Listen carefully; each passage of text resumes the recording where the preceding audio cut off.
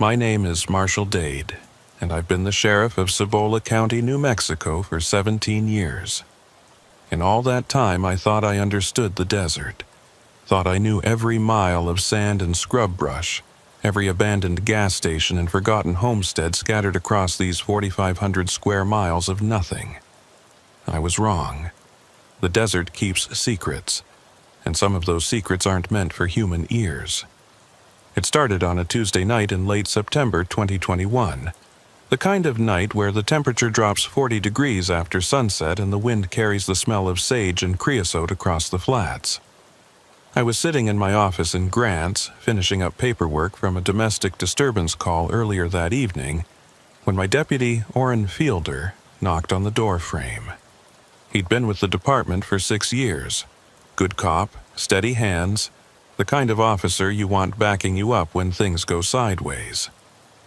"Sheriff, we got a call from dispatch in Albuquerque," Orrin said, holding a printout in his hand. "State police are asking for assistance. They've got a trucker who missed his check-in. Last known position was somewhere on I-40 westbound through our jurisdiction. Company's been trying to reach him for 3 hours. No response on his cell or his CB radio." I looked at the clock on my wall. It was coming up on 10:30 p.m.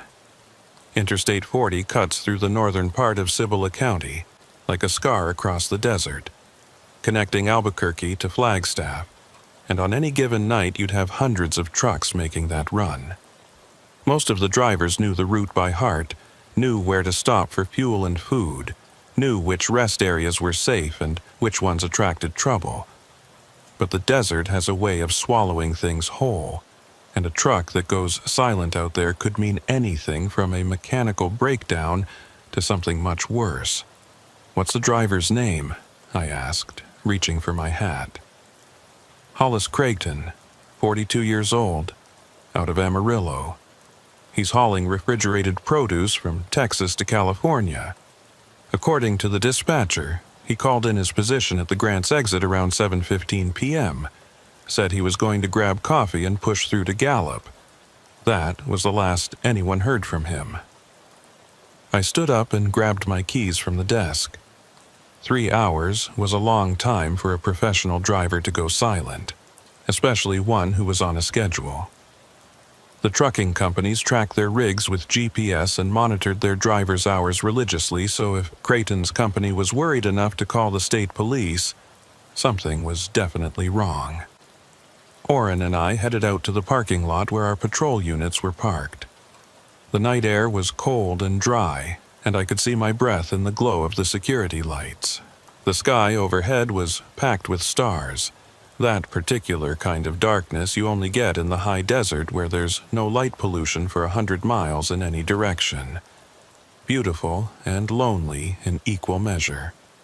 "You take the eastbound side, I'll take westbound," I told Orrin as we reached our vehicles. "Start at the Grants exit and work your way out. Check every rest area, every turnoff, every place a truck could pull over. If you find him, call it in immediately." "Yes, sir. What are we looking for exactly?" That was the question, wasn't it? A breakdown could be as simple as a flat tire or as complicated as an engine failure. But 3 hours with no communication suggested something more serious. Accident, medical emergency, or maybe something criminal. The drug cartels used I-40 as a pipeline, and hijackings weren't unheard of, though they were rare this far north.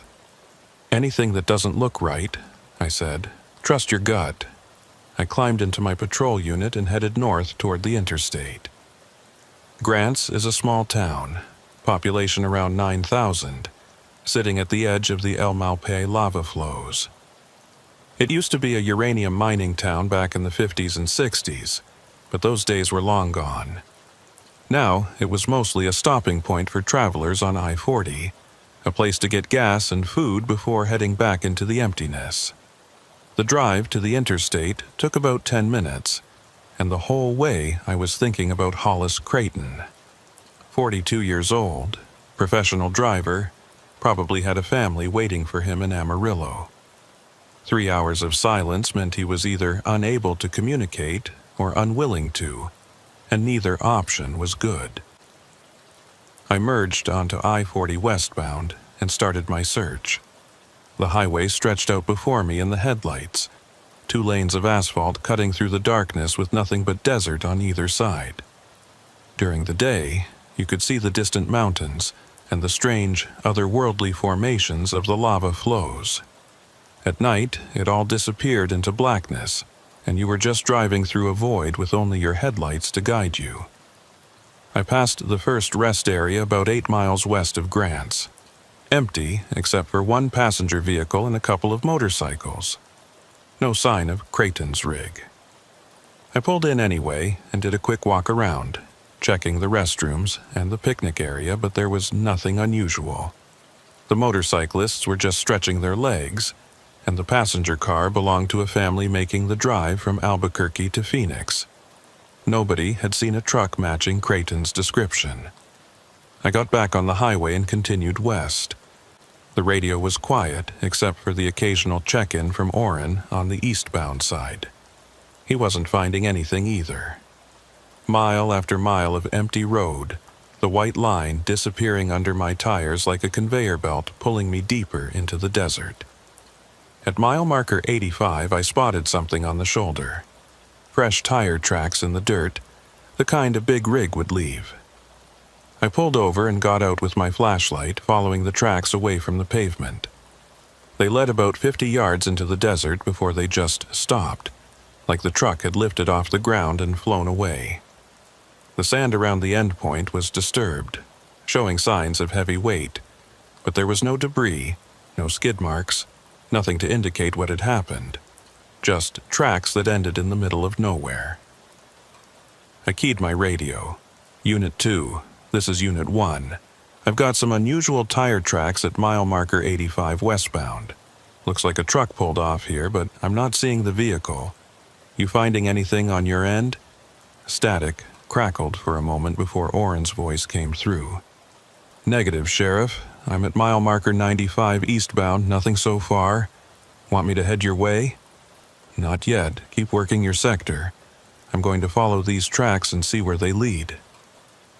I walked further into the desert, my flashlight cutting through the darkness. The tracks were definitely from a truck, and they were recent, probably within the last few hours. But they didn't make sense. A driver wouldn't pull this far off the highway unless he was in serious trouble, and even then, why wouldn't he call for help? My radio was clipped to my belt, and I could hear the faint hiss of static as I moved further from my patrol unit. The wind had picked up, carrying sand across the desert floor and making a low whistling sound through the scrub brush.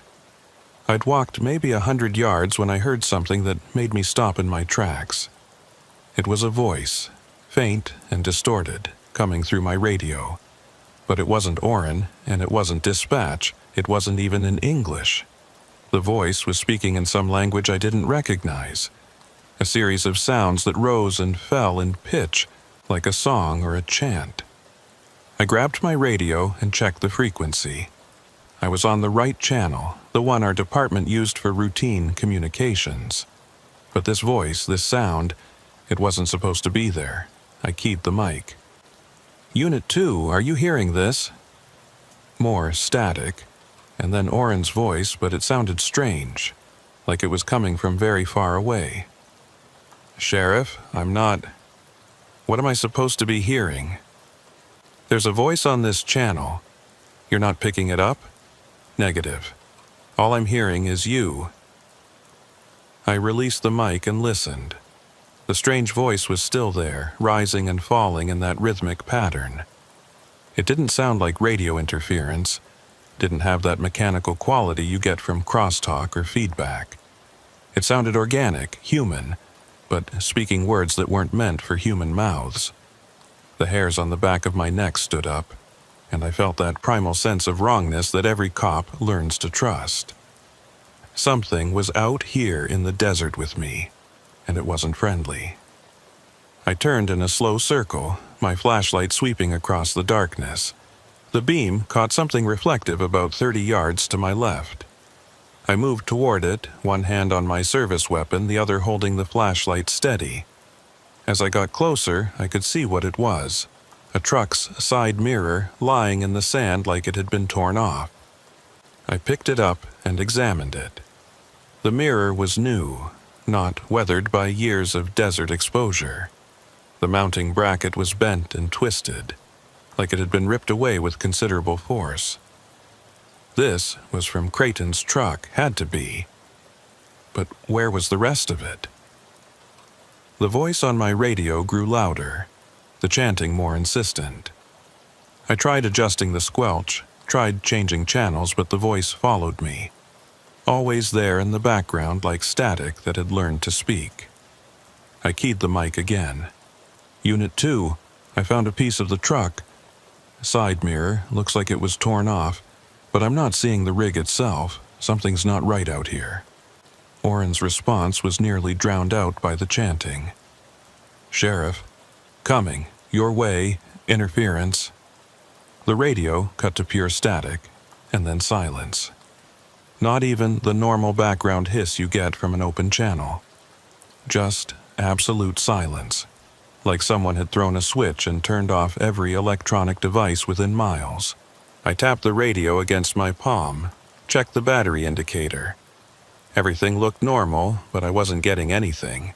No dispatch, no Oren, just dead air. That's when I saw the lights. They were about a quarter-mile away, down in a shallow depression in the desert floor. Not headlights, not campfire, but something else entirely. They were moving in a pattern, weaving back and forth like they were searching for something, or like something was searching with them. I started walking toward the lights, every instinct telling me to call for backup, but my radio was dead, and I was alone in the desert with nothing but my flashlight and my weapon. The wind had died down completely now, and the silence was oppressive, broken only by the sound of my boots crunching in the sand. As I got closer to the lights, I could see more details. They weren't coming from vehicles or flashlights. They were just there, suspended in the air about 6 feet off the ground, moving with purpose but no visible source. The color was wrong too. Not the yellow-white of normal lights, but something closer to pale blue, like moonlight concentrated into beams. And underneath the lights I could see something large and dark, something that might have been Hollis Creighton's truck. I was maybe 50 yards away when the chanting on my radio started again. But this time it wasn't coming from my radio. It was coming from the desert itself, from the air around me, from the sand beneath my feet. The sound seemed to resonate in my chest, vibrating through my bones like I was standing next to a massive subwoofer. I stopped walking and drew my weapon, even though I had no idea what I would shoot at. The lights had stopped moving and were now focused on a single point, all converging on the dark shape in the depression. I could see clearly now that it was definitely a truck, a big rig lying on its side like it had been knocked over by a giant hand. I moved closer, keeping low, using the sparse desert brush for what little cover it provided. My radio crackled once, and I heard a voice that might have been Oren, might have been someone else, I couldn't tell. The words were distorted beyond recognition, stretched out and slowed down like a recording being played at the wrong speed. When I was about 20 yards from the truck, the lights suddenly went out. All of them at once, like someone had flipped a switch. The darkness that followed was so complete that I couldn't see my own hands in front of my face. I clicked on my flashlight, but the beam seemed weak and ineffective, barely penetrating the blackness. I could hear something now, not the chanting, but something else. Breathing. Heavy, labored breathing that was definitely human. It was coming from the truck. "Hollis Creighton," I called out. "This is Sheriff Dade with Cibola County. If you can hear me, I need you to respond." The breathing continued, but there was no verbal response. I moved closer to the overturned truck, my light playing across its surface. The trailer was intact, the refrigeration unit still humming, but the cab was damaged. The windshield was shattered, and the driver's door was hanging open at an odd angle. I could see someone inside, slumped over in the seat. Mr. Creighton, I'm coming up to help you. Don't try to move if you're injured. I holstered my weapon and grabbed the edge of the doorframe, pulling myself up to look into the cab. The man inside was definitely the truck driver, middle-aged, wearing a flannel shirt and jeans, but he wasn't looking at me. He was staring out through the broken windshield at something in the darkness beyond, and his lips were moving soundlessly, forming words I couldn't hear. His eyes were wide and unblinking, and there was a thin trail of blood running down from his left ear. I reached in and touched his shoulder. "Mr. Creighton, can you hear me?" He didn't respond to my touch, didn't acknowledge my presence at all. He just kept staring into the darkness and moving his lips in that silent chant. I checked his pulse. It was rapid and weak, and his skin was cold and clammy. Shock, probably, combined with whatever injuries he'd sustained in the crash. I needed to get him out of the cab and into my patrol unit, needed to get him to a hospital. But first, I needed to figure out what he was looking at. I turned my flashlight in the direction of his gaze, and that's when I saw them. Footprints in the sand, dozens of them, maybe hundreds, all leading away from the truck in a single direction. But these weren't normal footprints. They were too large, too deep, and the stride length was all wrong. Whatever had made these tracks wasn't human, or if it was human, it was something that had forgotten how to walk like one. The tracks led off into the darkness, disappearing into the desert like a trail of breadcrumbs that no one in their right mind would want to follow. My radio crackled to life again, and this time the voice was clear. It was Orrin. "Sheriff, I've got your 20. I'm about 5 minutes out. You okay?" I keyed the mic, never taking my eyes off those tracks. "I've got the driver. He's alive but in shock. And Orrin, when you get here, bring the trauma kit and every light we've got. We're going to need them." "Copy that. What's the situation?" I looked back at Hollis Creighton, still staring into the darkness with those wide, unblinking eyes. "I'm not sure yet, but whatever happened here, it wasn't an accident." The footprints in the sand seemed to shimmer in my flashlight beam, and for just a moment, I thought I heard that chanting again, faint and distant, coming from somewhere out in the vast emptiness of the New Mexico desert. Somewhere out there in the darkness, something was waiting. And somehow, I knew with absolute certainty that before this night was over, I was going to have to follow those tracks and find out what it was. Orrin arrived with his light bar flashing, cutting through the darkness like a beacon. I'd managed to get Hollis Creighton out of the cab and onto the ground, wrapping him in an emergency blanket from my trunk. He was still conscious, still staring at that fixed point in the desert, but at least he was breathing more steadily. When Orrin climbed out of his patrol unit with the trauma kit, I could see the concern on his face even in the dim light. "Jesus, Marshal, what happened here?" He knelt beside Creighton and started checking vitals, his hands moving with practiced efficiency. "This rig looks like something picked it up and threw it." That was exactly what it looked like. The truck hadn't rolled, hadn't skidded off the road. It was lying on its side in the middle of the desert with no tire tracks leading to it except the ones I'd followed from the highway. The physics of it didn't make sense, and I'd stopped trying to make it make sense about 20 minutes ago when I'd seen those footprints.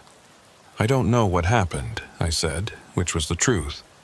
"But we need to get him to the hospital in Grants. He's in shock, possible head trauma, and he's not responding to verbal commands." Orrin nodded and pulled out his radio. "Dispatch, this is Unit 2. We need an ambulance at mile marker 85 westbound I-40. We're about a quarter-mile south of the highway. Patient is male, early 40s, possible traumatic injuries, altered mental status." The radio crackled with static, and for a moment I thought we'd lost communication again. But then dispatch came through, distant but clear. "Copy, Unit 2. Ambulance is en route from Grants, ETA approximately 15 minutes. 15 minutes. That gave us time to secure the scene and try to figure out what we were dealing with.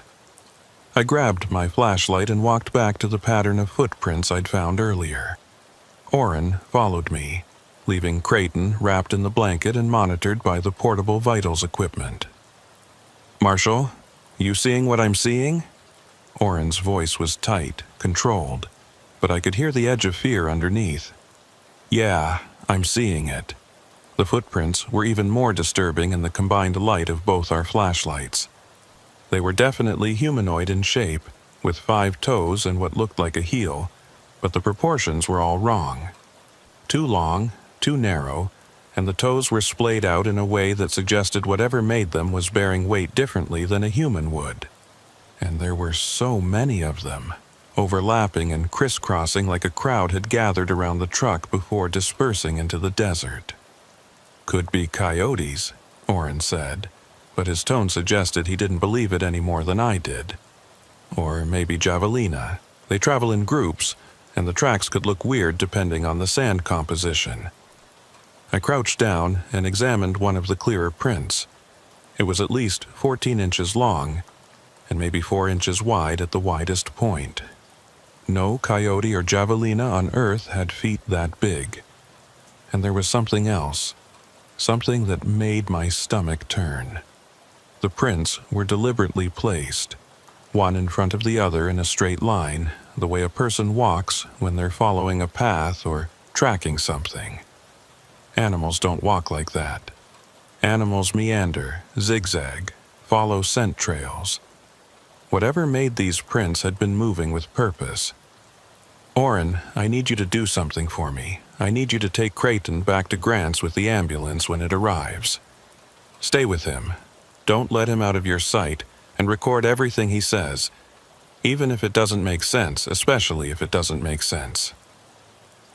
Orrin looked at me for a long moment. "What are you going to do?" "I'm going to follow these tracks and see where they lead."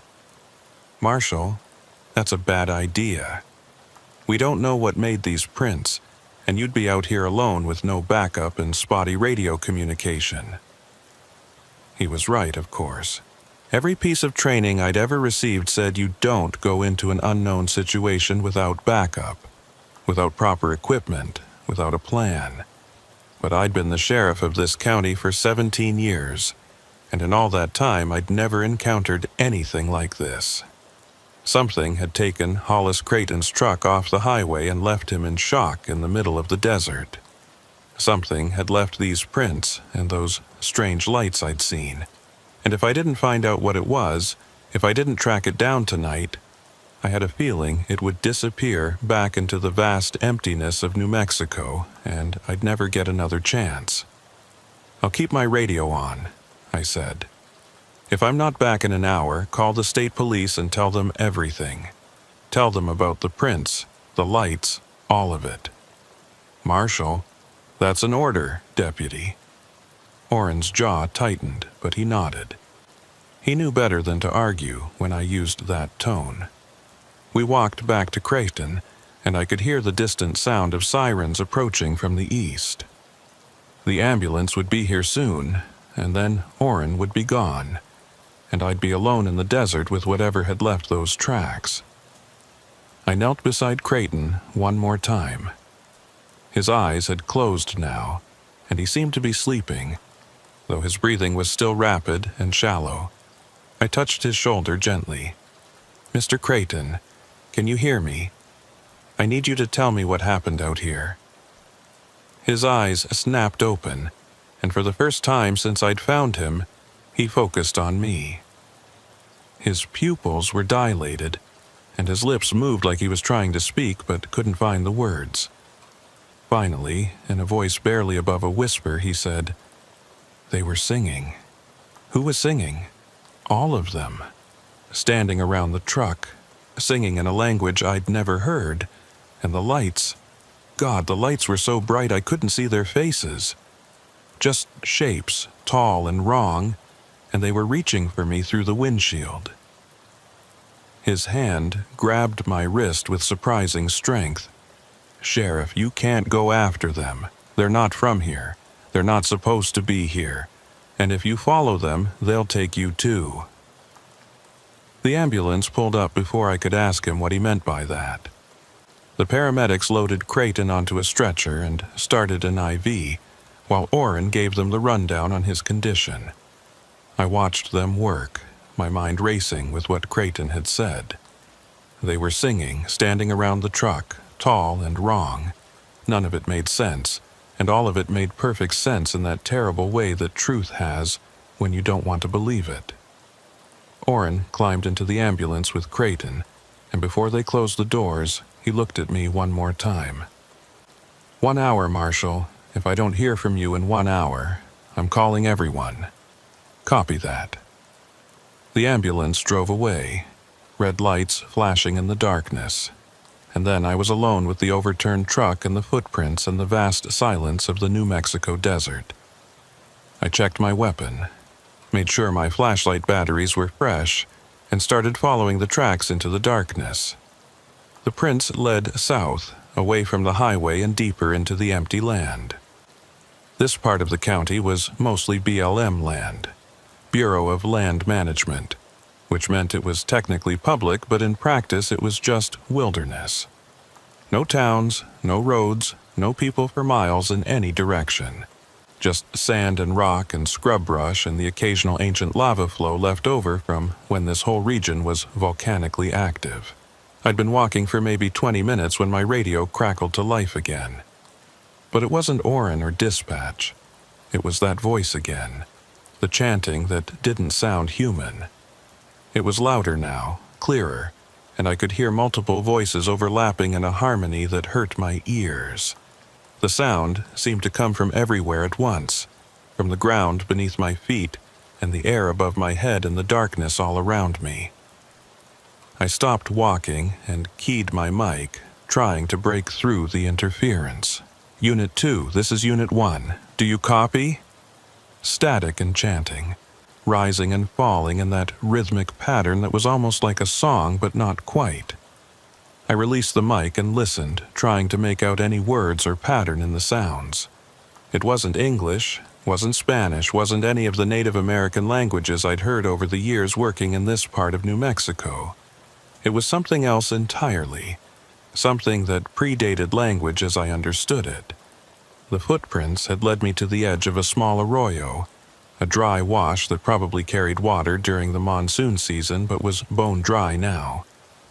The tracks went down into the arroyo and continued on the other side, disappearing into a stand of juniper trees that looked black and skeletal in my flashlight beam. I descended carefully, my boots sliding on the loose gravel, and that's when I noticed something that made me stop cold. There were more tracks now, not just the strange humanoid footprints, but also regular boot prints. Human boot prints, multiple sets of them, all heading in the same direction as the other tracks.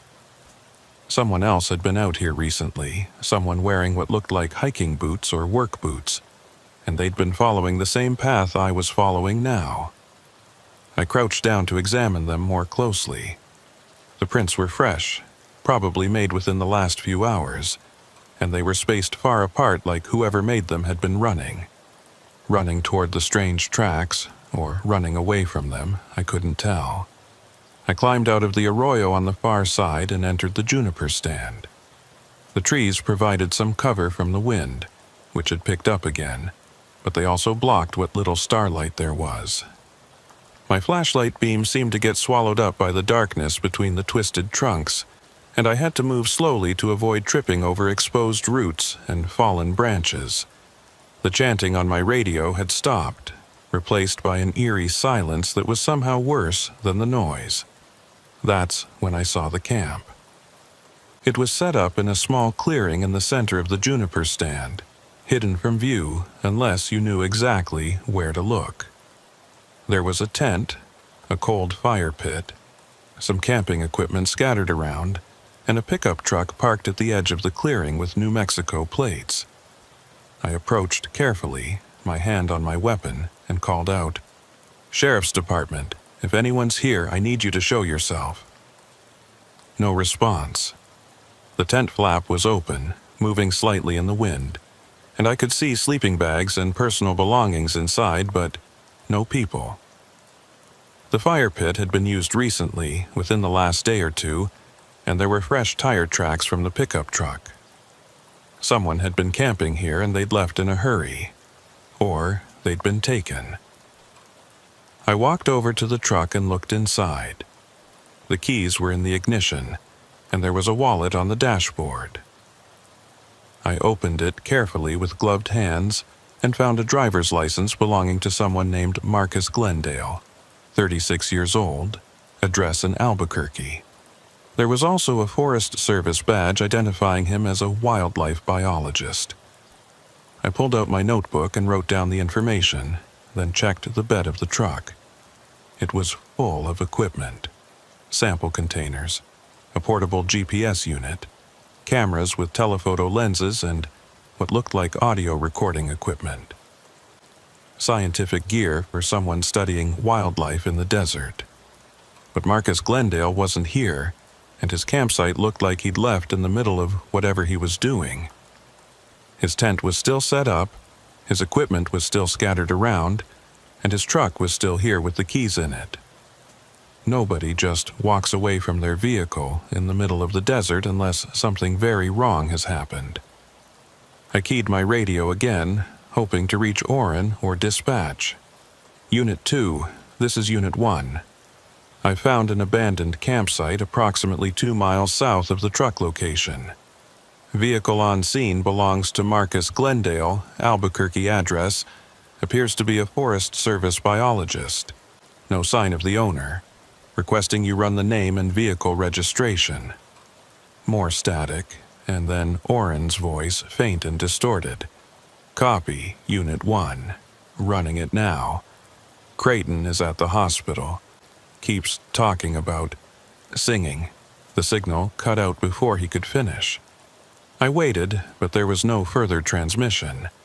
My radio was working, but something out here was interfering with the signal, making communication unreliable at best. I was on my own, at least for now. I walked around the campsite, looking for any clues about what Marcus Glendale had been doing out here and where he might have gone. That's when I found the recorder. It was lying on the ground near the fire pit. A professional-grade digital audio recorder with a directional microphone attached. The power light was still on, and when I picked it up, I could see that it was in recording mode. It had been running for the past 6 hours, capturing everything that happened in this clearing since late afternoon. I rewound the recording and pressed play, holding the device close to my ear to hear over the wind. At first, there was just ambient sound. Wind rustling through the junipers, the occasional call of a night bird, the rustle of someone moving around the campsite. Then I heard a man's voice, presumably Marcus Glendale, speaking clearly into the microphone. Field recording, September 28th, 7:45 p.m. I'm at the site where we've been tracking the anomalous vocalizations for the past 3 weeks. Tonight's conditions are ideal, minimal wind, clear skies, and I've already detected the ultrasonic signatures on the spectrogram. Whatever's making these sounds, they're here, and they're getting closer. There was a pause, and I could hear him adjusting equipment. The rustle of fabric, the click of buttons being pressed. Then his voice again. Lower now, more urgent. 8:15 p.m. The vocalizations have started.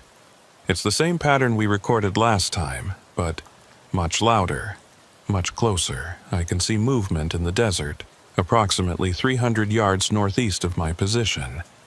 Multiple individuals, but I can't get a clear visual. They're moving in formation and they seem to be converging on something. Wait, there are lights now. The same lights we saw 3 weeks ago. They're not from any source I can identify. They're just there, suspended in the air, moving independently of any visible... His voice trailed off, and I could hear his breathing getting faster. Then, after a long pause, he spoke again, and this time I could hear the fear in his voice. Oh God, they're not human. I can see them clearly now in the light. They're not human, and they're coming this way. I need to... I need to get to the truck. I need to... The recording devolved into the sound of running footsteps, heavy breathing, and then that chanting again, the same inhuman voices I'd heard on my radio. But this time they were close, so close that the microphone distorted from the volume. And underneath the chanting I could hear Marcus Glendale screaming. Not words, just pure terror. The sound of a man who'd seen something his mind couldn't process. The recording continued for another 30 seconds, running, screaming, chanting, and then abruptly, silence. I stood there in the clearing, holding the recorder in my hand, and felt the weight of what I'd just heard settle over me like a suffocating blanket. Marcus Glendale had been tracking something out here in the desert, something that made strange vocalizations and appeared with mysterious lights. He'd been studying it scientifically, probably thinking he'd discovered some new animal behavior or atmospheric phenomenon. And then, whatever he'd been tracking had come for him. And judging by the abandoned campsite and the terror in his voice on that recording, he hadn't escaped. The footprints continued beyond the clearing, heading further south into the darkness. Both sets of them now, the strange humanoid tracks and Marcus Glendale's boot prints, side by side like he'd been walking with whatever had taken him, or been led by them. I should have turned back then. Should have called for backup, waited for daylight, approached this with proper resources and support. But something about this situation had gotten under my skin, had activated that part of me that needed to know, that needed to understand, even when understanding might cost me everything. I followed the tracks out of the clearing and back into the open desert. The terrain here was rougher, more broken, with patches of ancient lava rock jutting up through the sand like the bones of the earth breaking through skin. The footprints wound between these formations, always heading south, always maintaining that deliberate, purposeful stride. My radio had gone completely silent now, not even static, just dead air, and my flashlight beam seemed weaker somehow, like the batteries were dying even though I'd put in fresh ones less than an hour ago. That's when I heard the singing, not through my radio this time, but directly, carried on the wind from somewhere ahead of me. It was the same chanting I'd heard in the recordings, but hearing it with my own ears was completely different. The sound resonated in my chest and my skull, vibrating through my bones like I was standing inside a massive bell. And there was a melody to it now that I could perceive, a structure that was almost beautiful if it wasn't so fundamentally wrong. I topped a small rise and saw them. There must have been 20 or 30 of them, standing in a wide circle in a natural amphitheater formed by lava rocks. The mysterious lights were there too, hovering above them, casting that pale blue illumination that made everything look like a photograph negative. And in the center of the circle, I could see two figures, Marcus Glendale and Hollis Creighton, but that was impossible. Creighton was in the hospital in Grants with Orrin watching over him.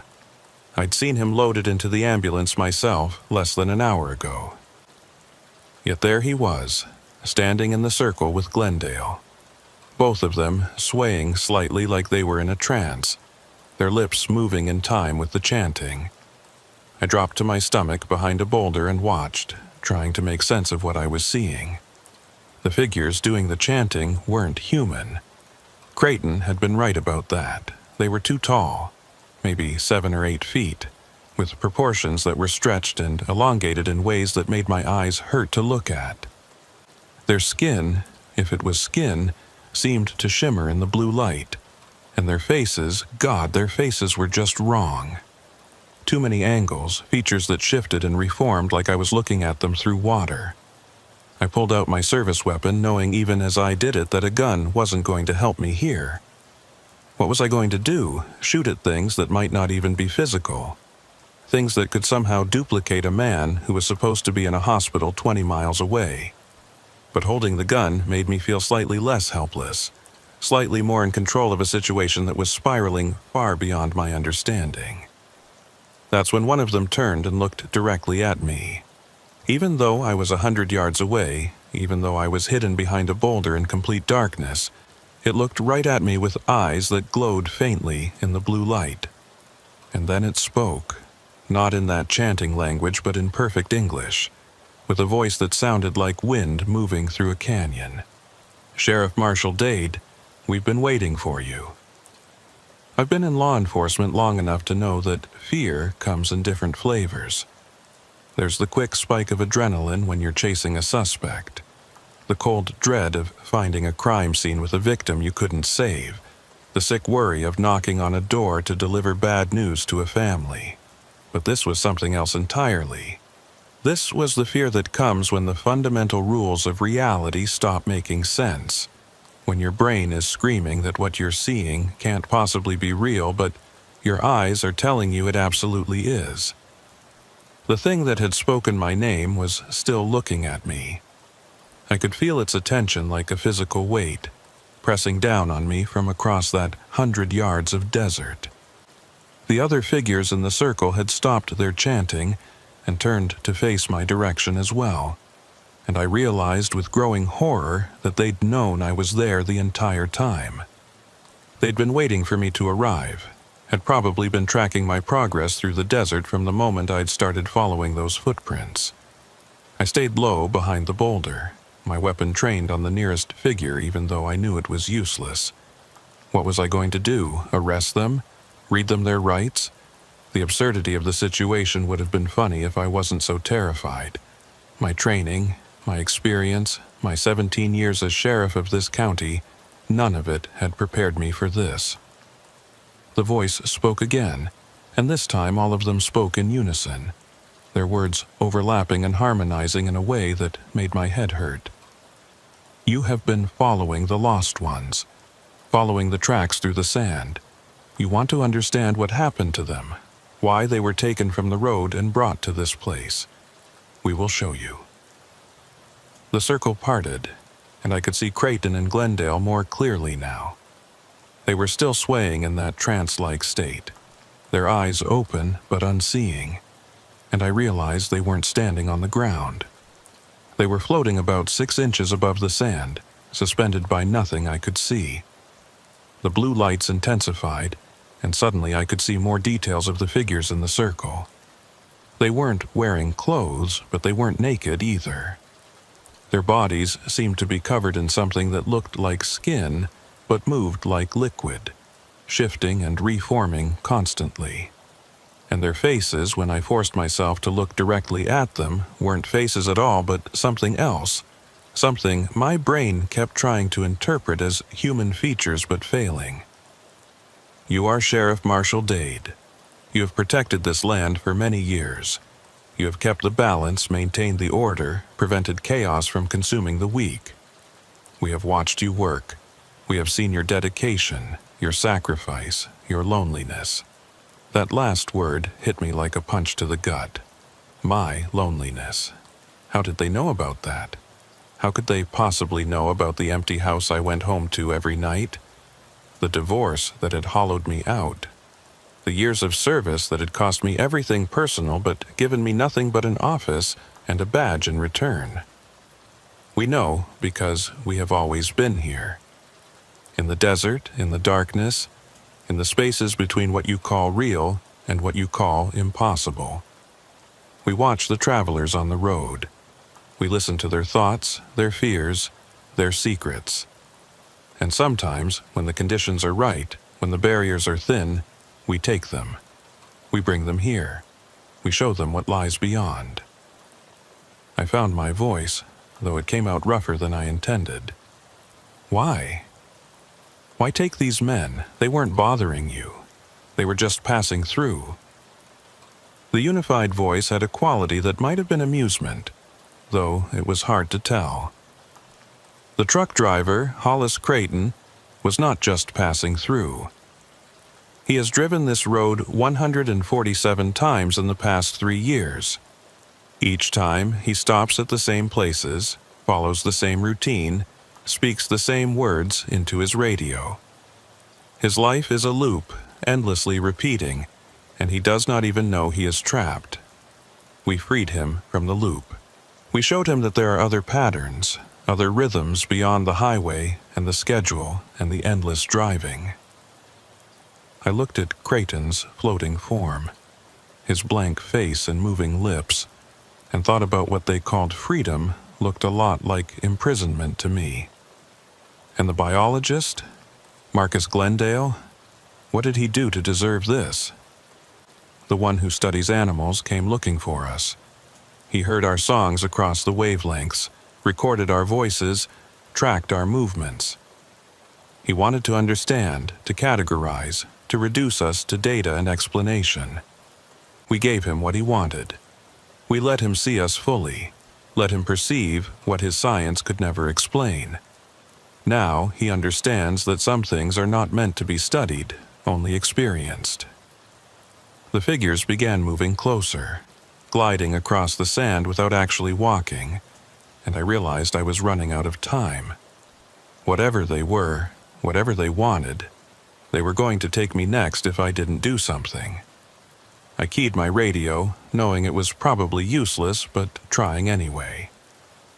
Unit 2, this is Unit 1. If you can hear me, I'm approximately 2 miles south of the truck site.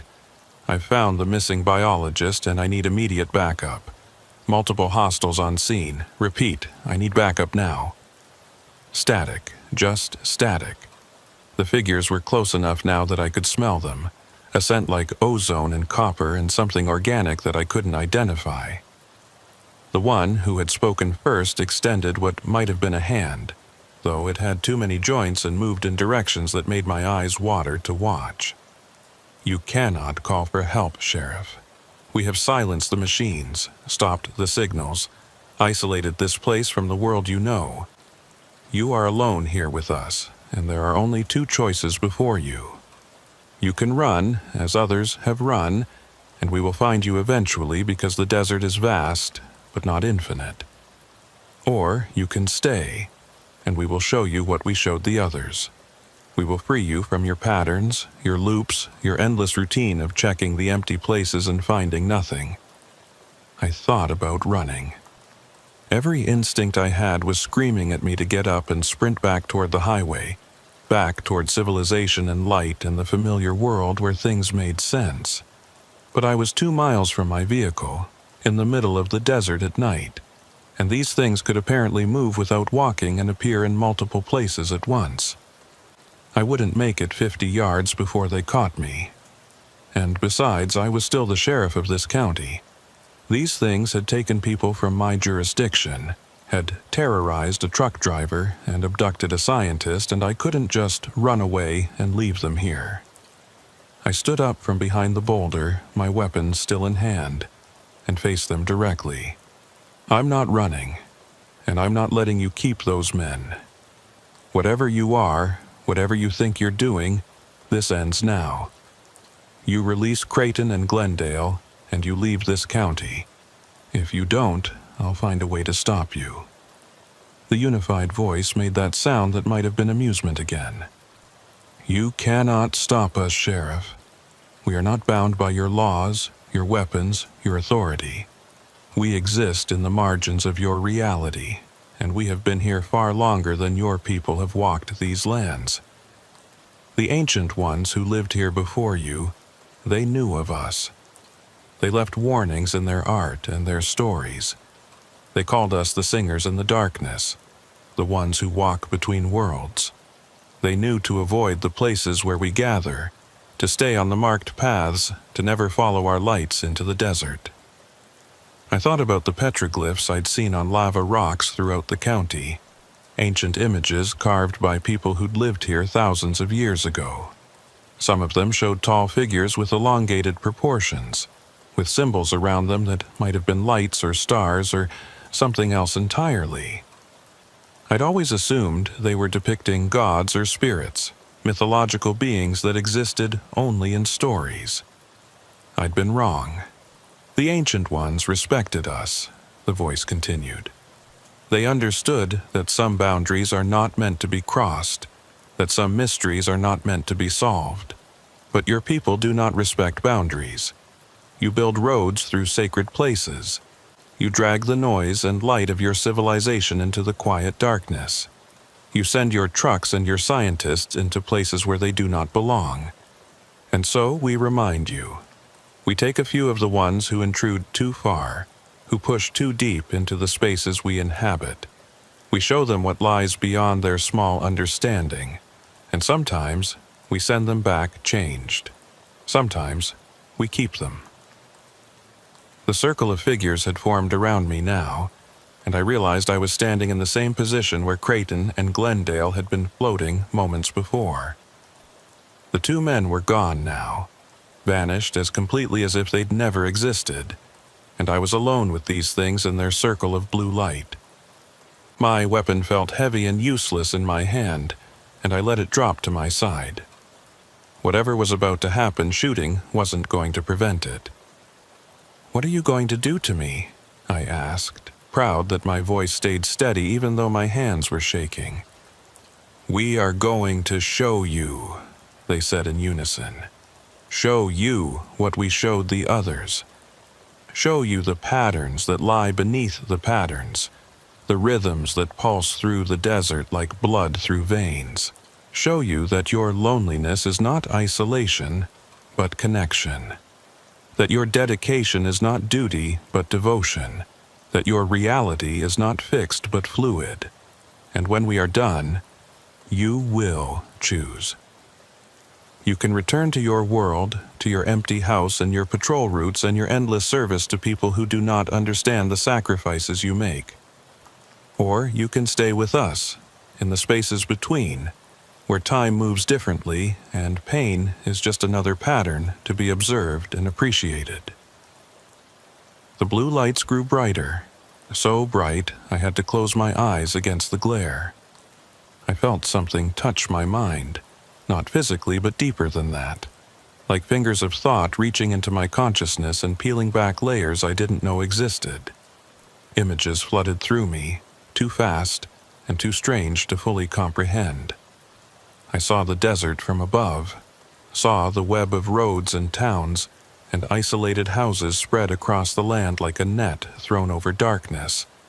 I saw the patterns people made as they lived their lives, the same routes driven every day, the same words spoken, the same choices made over and over until life became a script performed without thought or awareness. I saw myself driving my patrol routes for 17 years, checking the same places at the same times, writing the same reports in the same format, living in the same house that had been empty since my wife left, eating the same meals alone, going through the motions of a life that had become nothing but habit and routine. And I saw how close I was to disappearing entirely, to becoming nothing but a ghost of myself, a pattern that repeated without any consciousness behind it, just like Hollis Creighton driving his truck back and forth across I-40 in an endless loop of highway miles and truck stop coffee. Then the images shifted, and I saw something else. I saw the desert as it had been 1,000 years ago, before the highways and the towns, when it was truly empty and truly wild. I saw the figures moving through the darkness, singing their strange songs, existing in the liminal spaces where reality was thin. I saw them watching as the first humans came to this land, watching as civilizations rose and fell, watching as the modern world spread its roads and power lines across the ancient emptiness. They had been here all along, patient and eternal, waiting in the darkness for the rare moments when someone pushed too far into their domain. And I saw what happened to the people they took. Some went mad from what they'd seen and spent the rest of their lives in institutions, babbling about lights in the desert and voices that sang in languages older than humanity. Some returned to their normal lives but were never quite the same, haunted by memories they couldn't fully articulate and a longing for something they couldn't name. And some, a very few, chose to stay with the singers in the darkness, to let go of their human patterns and become something else, something that existed between worlds and sang in harmony with the endless desert night. I saw all of this in the space of a heartbeat, and then the vision ended and I was standing in the circle again, my eyes closed and tears running down my face. The figures were closer now, close enough that I could feel the strange warmth of their not quite physical forms, and their unified voice spoke directly into my mind. Now you understand, Sheriff Marshall Dade. Now you see the choice before you. You can return to your world with this knowledge. Carry it like a weight until it crushes you or drives you mad. You can try to tell others what you saw and watch as they dismiss you as disturbed or delusional.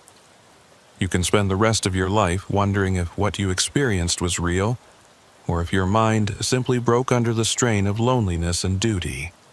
Or you can stay here with us. Let go of the patterns that bind you. Become part of the song we sing in the darkness.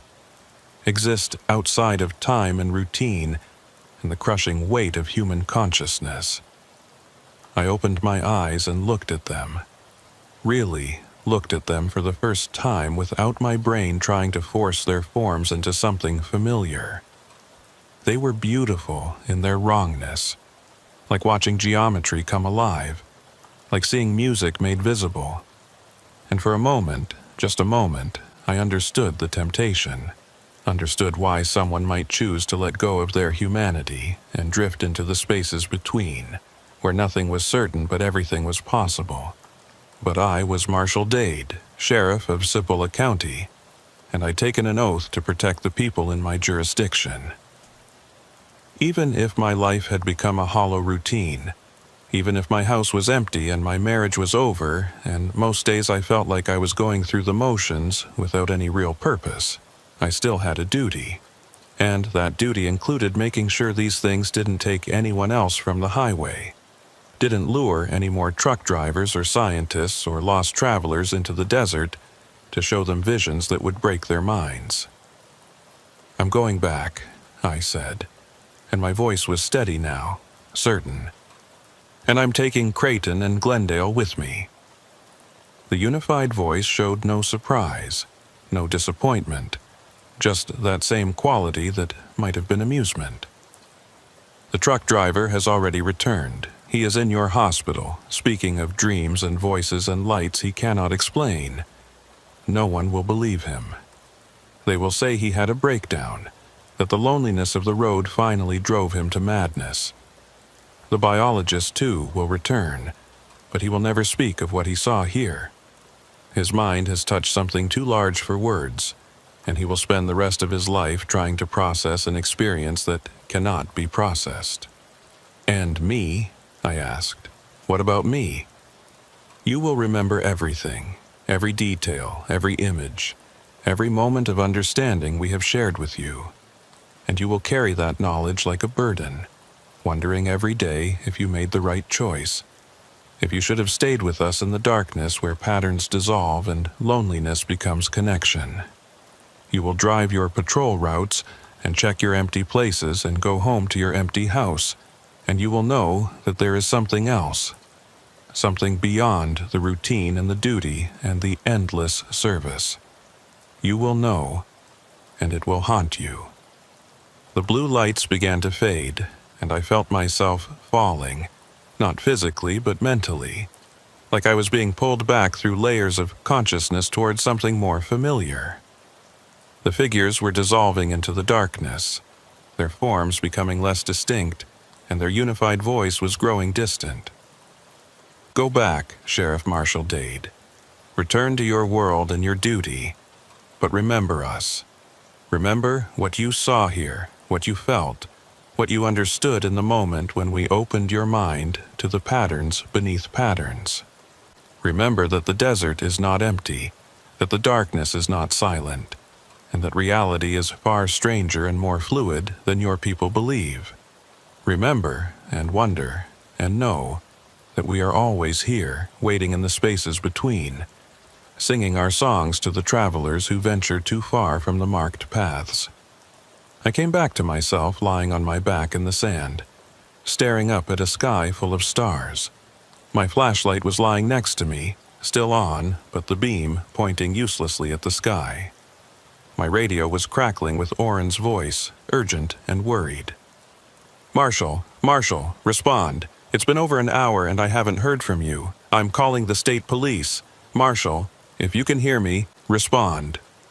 I grabbed the radio with shaking hands and keyed the mic. "Unit 2, this is Unit 1. I'm okay. I'm about 2 miles south of the truck site. I found Marcus Glendale's campsite, but he's not here. I'm heading back to my vehicle now." There was a long pause, and then Oren's voice came back, flooded with relief. "Jesus, Marshal, I thought something happened to you. Creighton woke up about 20 minutes ago. He's talking, but he's not making much sense. Keeps saying something about singing in the desert and lights that weren't lights.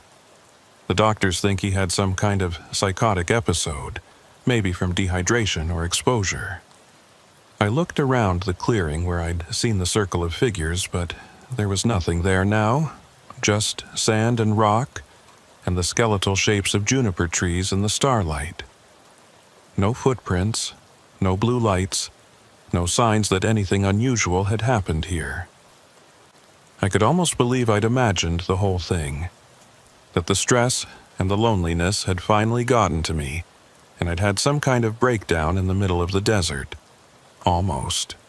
"I'm coming in," I said into the radio. "Tell the hospital I'll be there in about 40 minutes to take Creighton's statement."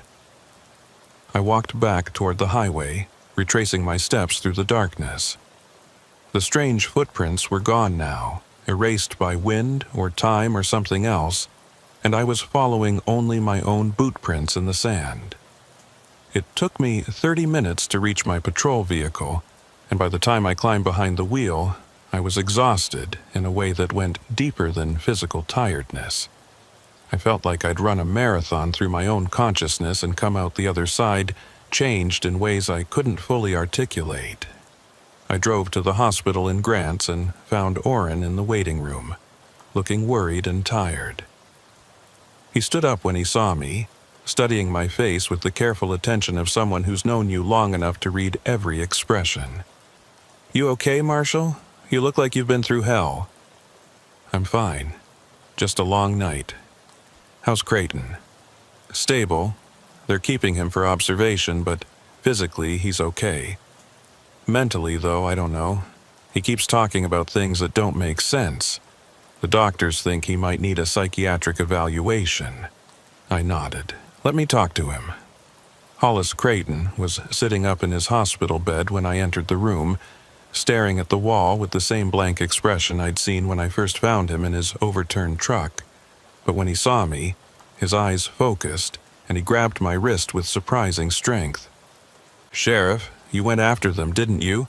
You followed the tracks into the desert and you found them." "I don't know what you're talking about, Mr. Creighton. You were in an accident. Your truck went off the road and ended up on its side in the desert.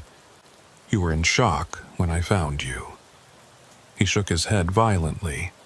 No, that's not what happened. They took me, Sheriff. Those things that sing in the darkness.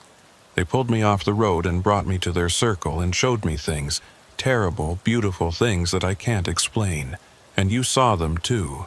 I can see it in your eyes. You saw them and they let you go just like they let me go. But we're different now. We know. I pulled my wrist free gently. "Mr. Creighton, you need to rest.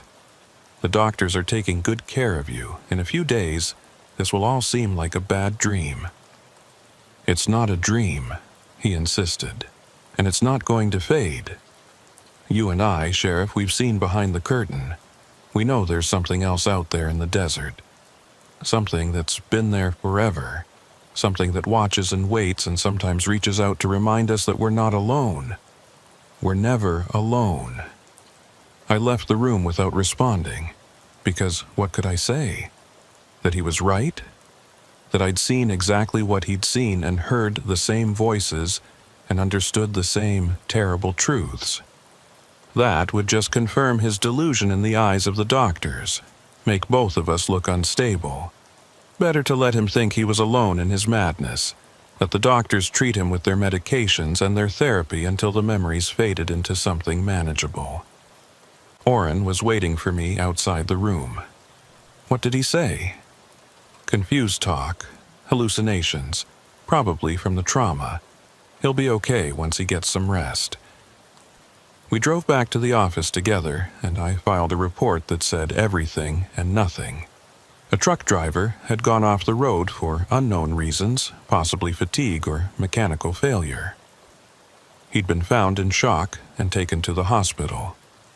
A biologist named Marcus Glendale had been camping in the desert conducting wildlife research and had apparently abandoned his campsite, though his vehicle was still there with the keys in the ignition. I recommended that a search and rescue team check the area at first light, though I knew they wouldn't find him. He'd come back on his own eventually, just like the things in the desert had said he would, and he'd be changed in ways that no one would understand. 3 days later, Marcus Glendale walked out of the desert and into a gas station in Grants, dehydrated and exhausted, but physically unharmed. He couldn't remember where he'd been or what had happened to him.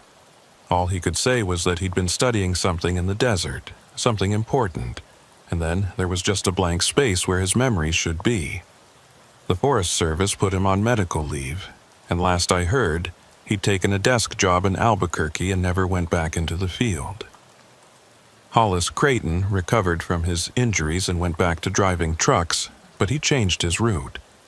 Now he hauls freight up and down the East Coast, as far from New Mexico as he can get while still doing the job he's trained for. He sent me a card a few months after the incident, just 2 words written in shaky handwriting. Thank you. As for me, I'm still the sheriff of Cibola County, still driving the same patrol routes, still checking the same empty places, still going home to the same empty house. But everything's different now. I know what's out there in the desert, know what waits in the spaces between the roads and the towns, and I carry that knowledge like a weight that gets heavier every day. Sometimes at night when I'm driving through the emptiness, I hear the singing, just faint, just at the edge of perception, like a radio station that's almost but not quite in range. And I wonder if I should pull over, if I should follow it into the darkness, if I should take them up on their offer and let go of this routine that's become my entire existence. But I don't. I keep driving. I keep doing my duty, because somebody has to watch over this land. Somebody has to protect the travelers who don't know what's watching them from the darkness. And maybe that's enough.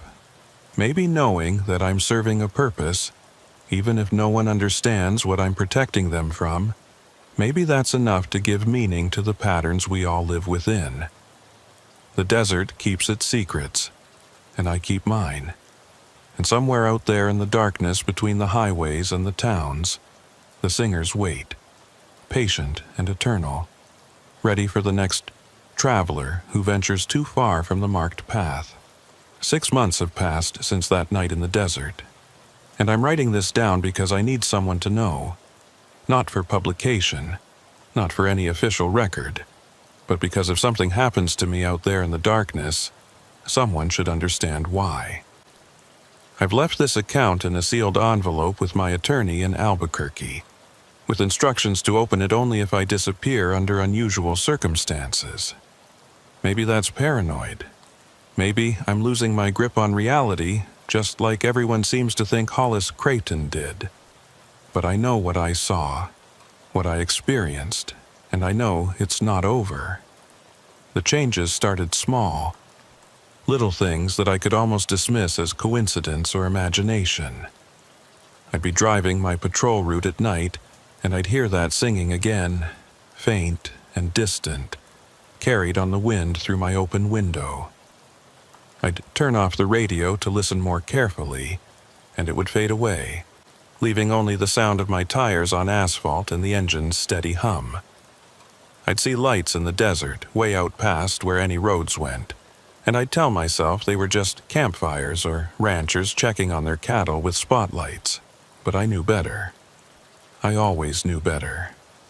Orrin started noticing changes in me too, though he was too professional to say anything directly. He'd catch me staring off into the distance during briefings, or he'd find me sitting in my patrol unit at 3 in the morning, parked on the shoulder of I-40, just watching the darkness. Once, he asked me if everything was okay at home, if I needed to talk to someone about the stress of the job. I told him I was fine, just tired, just dealing with the usual loneliness that comes with middle age and divorce. He didn't push it, but I could see the concern in his eyes. Good deputies know when their sheriff is struggling, and Orrin was one of the best. The real trouble started in March, about 5 months after my encounter in the desert. We got a call from a woman in Grants, said her teenage son had been missing for 2 days. Daniel Ruskin, 16 years old, lived with his mother in a small house on the east side of town. He'd told her he was going hiking in the El Malpai area with some friends, but the friends said he'd never shown up. His truck was found parked at one of the trailheads, keys still in the ignition. His backpack and water bottles still in the cab, like he'd gotten out of the vehicle and just walked away into the lava flows without taking any supplies. I knew before I even got to the scene what I was going to find. Or rather, what I wasn't going to find. The pattern was too familiar, too consistent with what had happened to Creighton and Glendale. Someone had gone into the empty places and hadn't come back, and I was the only person in the county who understood what that really meant. I organized a search party with Orrin and 2 other deputies, along with volunteers from the town and some rangers from the El Malpais National Monument. We spent 3 days combing through the lava flows, checking every trail and every formation where a teenage boy might have gotten lost or injured. We found nothing. No tracks, no signs of struggle, no evidence that Daniel Ruskin had ever been there at all. On the 3rd night of the search, when everyone else had gone back to town to rest, I stayed out there alone. I parked my patrol unit at the same trailhead where Daniel's truck had been found, and I waited. The El Malpai lava flows are one of the strangest landscapes in New Mexico. Thousands of acres of black volcanic rock that erupted from the earth somewhere between 2,000 and 3,000 years ago. The rock has cooled into bizarre formations, tunnels and caves and pressure ridges that look like waves frozen in stone. During the day, it's harsh and beautiful and utterly alien. At night, it's something else entirely. The darkness between the black rocks is deeper than normal darkness, like you're looking into voids that go down forever. I sat in my vehicle and watched the landscape, and just after midnight I saw them, the blue lights, appearing one by one among the lava formations, moving in that same purposeful pattern I'd seen before. My radio crackled with that chanting, those voices that sang in a language older than language, and I knew they were out there. The singers in the darkness, the ones who walked between worlds, and they had Daniel Ruskin. I got out of my vehicle and started walking toward the lights. I didn't take my weapon this time, didn't bother with my flashlight. I knew from experience that neither would help me, and I was done pretending I could handle this situation with standard law enforcement procedures.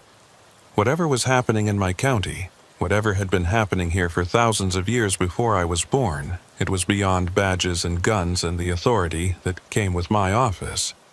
But I was still the sheriff, and I still had a responsibility to the people who lived here, and that included 16-year-old boys who made the mistake of wandering too far into places where the old things still lingered. The walk through the lava flows was treacherous in the darkness, and I stumbled more than once on the uneven terrain. The rock was sharp enough to shred boots and clothing, and I could feel it scraping against my hands when I had to steady myself. But I kept moving toward the lights, following them deeper into the formations, into the spaces between the frozen waves of stone where the darkness was complete and absolute. I don't know how long I walked, maybe an hour, maybe more. Time felt strange out there, like it was moving at a different speed than it did in the normal world. Eventually, I found myself standing at the edge of a collapsed lava tube, a massive tunnel that had formed when the molten rock flowed through thousands of years ago. The lights were down inside the tube, illuminating the interior with that pale blue glow that hurt to look at directly. And standing at the bottom of the tube, surrounded by the figures I'd seen before, was Daniel Ruskin. He was alive, unharmed, standing in the same trance-like state that Creighton and Glendale had been in. His eyes were open but unseeing, and his lips were moving in time with that chanting. I climbed down into the tube, half sliding and half falling on the steep slope of broken rock. When I reached the bottom, the figures turned to face me, and their unified voice spoke directly into my mind, just like it had before. "Sheriff Marshal Dade, you returned to us. We wondered if you would. Most who leave our presence do not come back willingly. They run as far as they can from the knowledge we have shown them, trying to forget, trying to return to the comfortable blindness of their ordinary lives. But you are different. You carry the burden of understanding, and it calls you back to us like a compass pointing toward truth." I walked toward Daniel, ignoring the figures, focusing only on the boy. Let him go. He's just a kid. He doesn't understand what he's gotten himself into. The young one came seeking something beyond the ordinary. He has walked these lands many times, always feeling that there was something more, something hidden just beyond his perception. He heard our songs in his dreams and followed them into the darkness, seeking answers to questions he could not articulate. We are showing him what he asked to see. I reached Daniel and put my hand on his shoulder, breaking whatever trance he was in.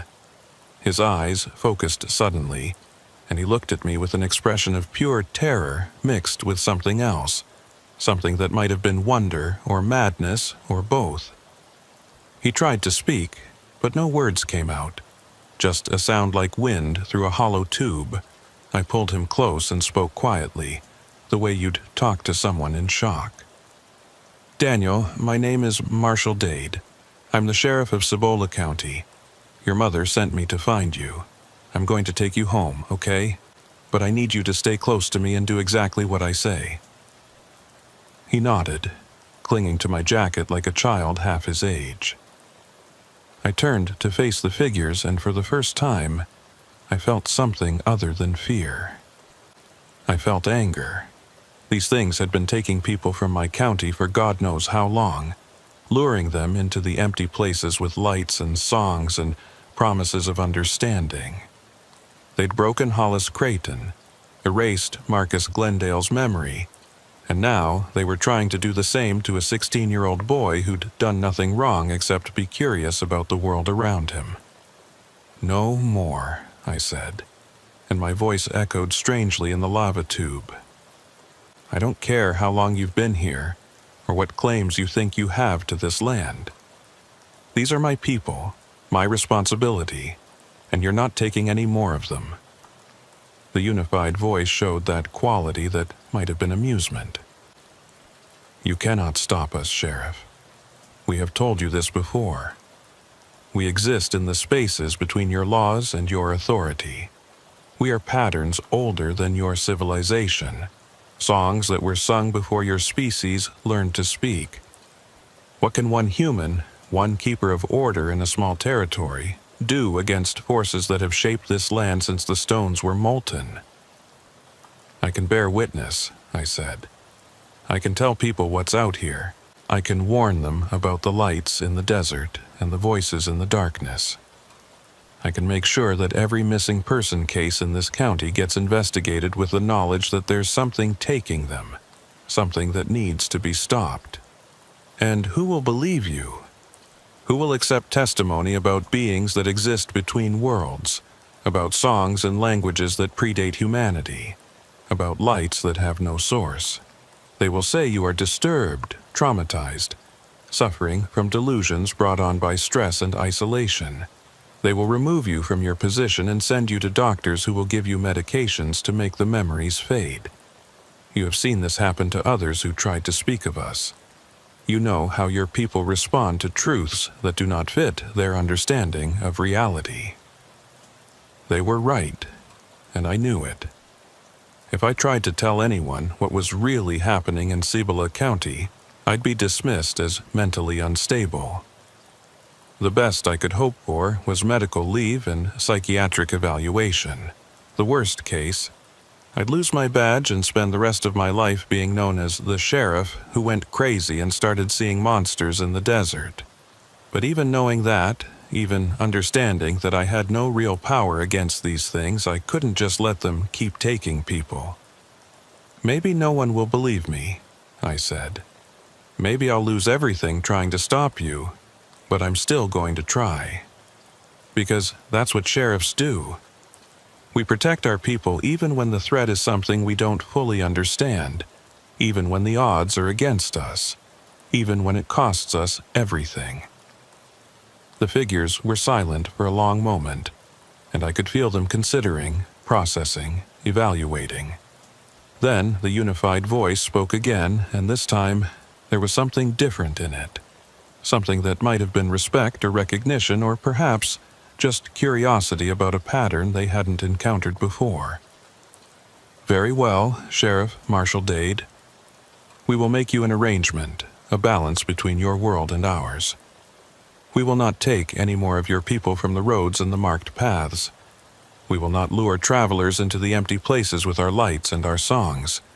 But in exchange, you must ensure that your people respect the boundaries. They must not come seeking us, must not push into the deep desert with their instruments and their questions and their need to explain everything in terms they can understand.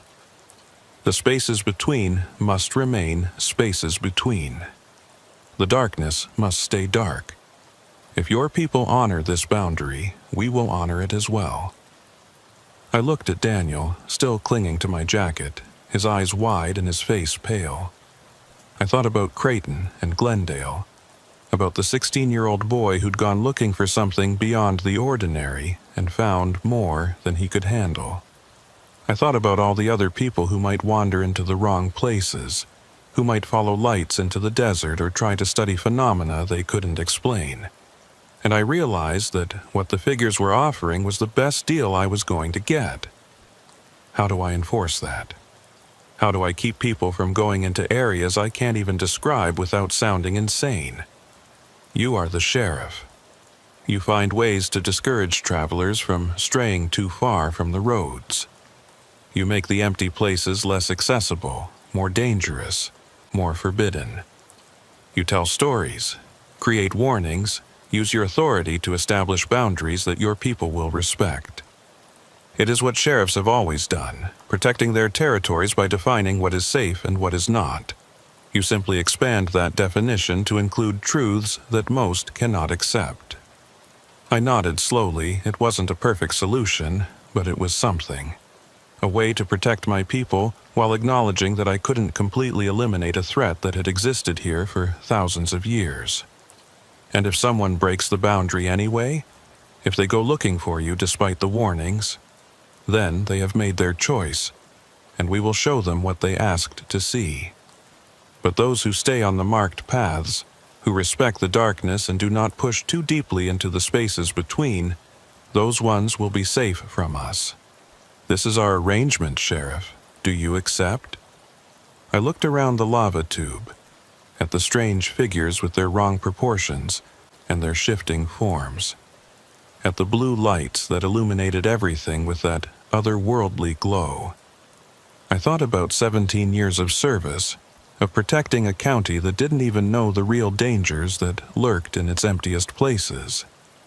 And I thought about the weight of carrying secrets that no one would believe, of being the only person standing between my people and forces that existed outside normal reality. I accept, I said finally, but I'm taking Daniel home now, and I want your word that he won't be harmed or followed or contacted again. The young one is free to go. His mind has touched something too large for his current understanding, but the experience will not destroy him. He will integrate what he has seen in time, or he will not. that is his journey to walk. But we will not seek him out again.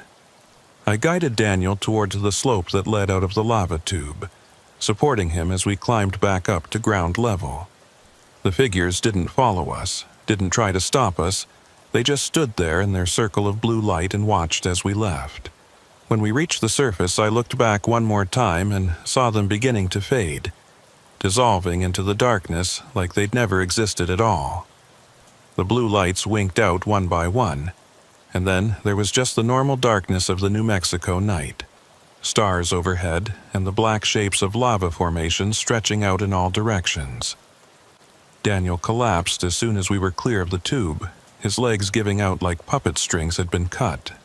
I caught him and lowered him gently to the ground, checking his pulse and his breathing.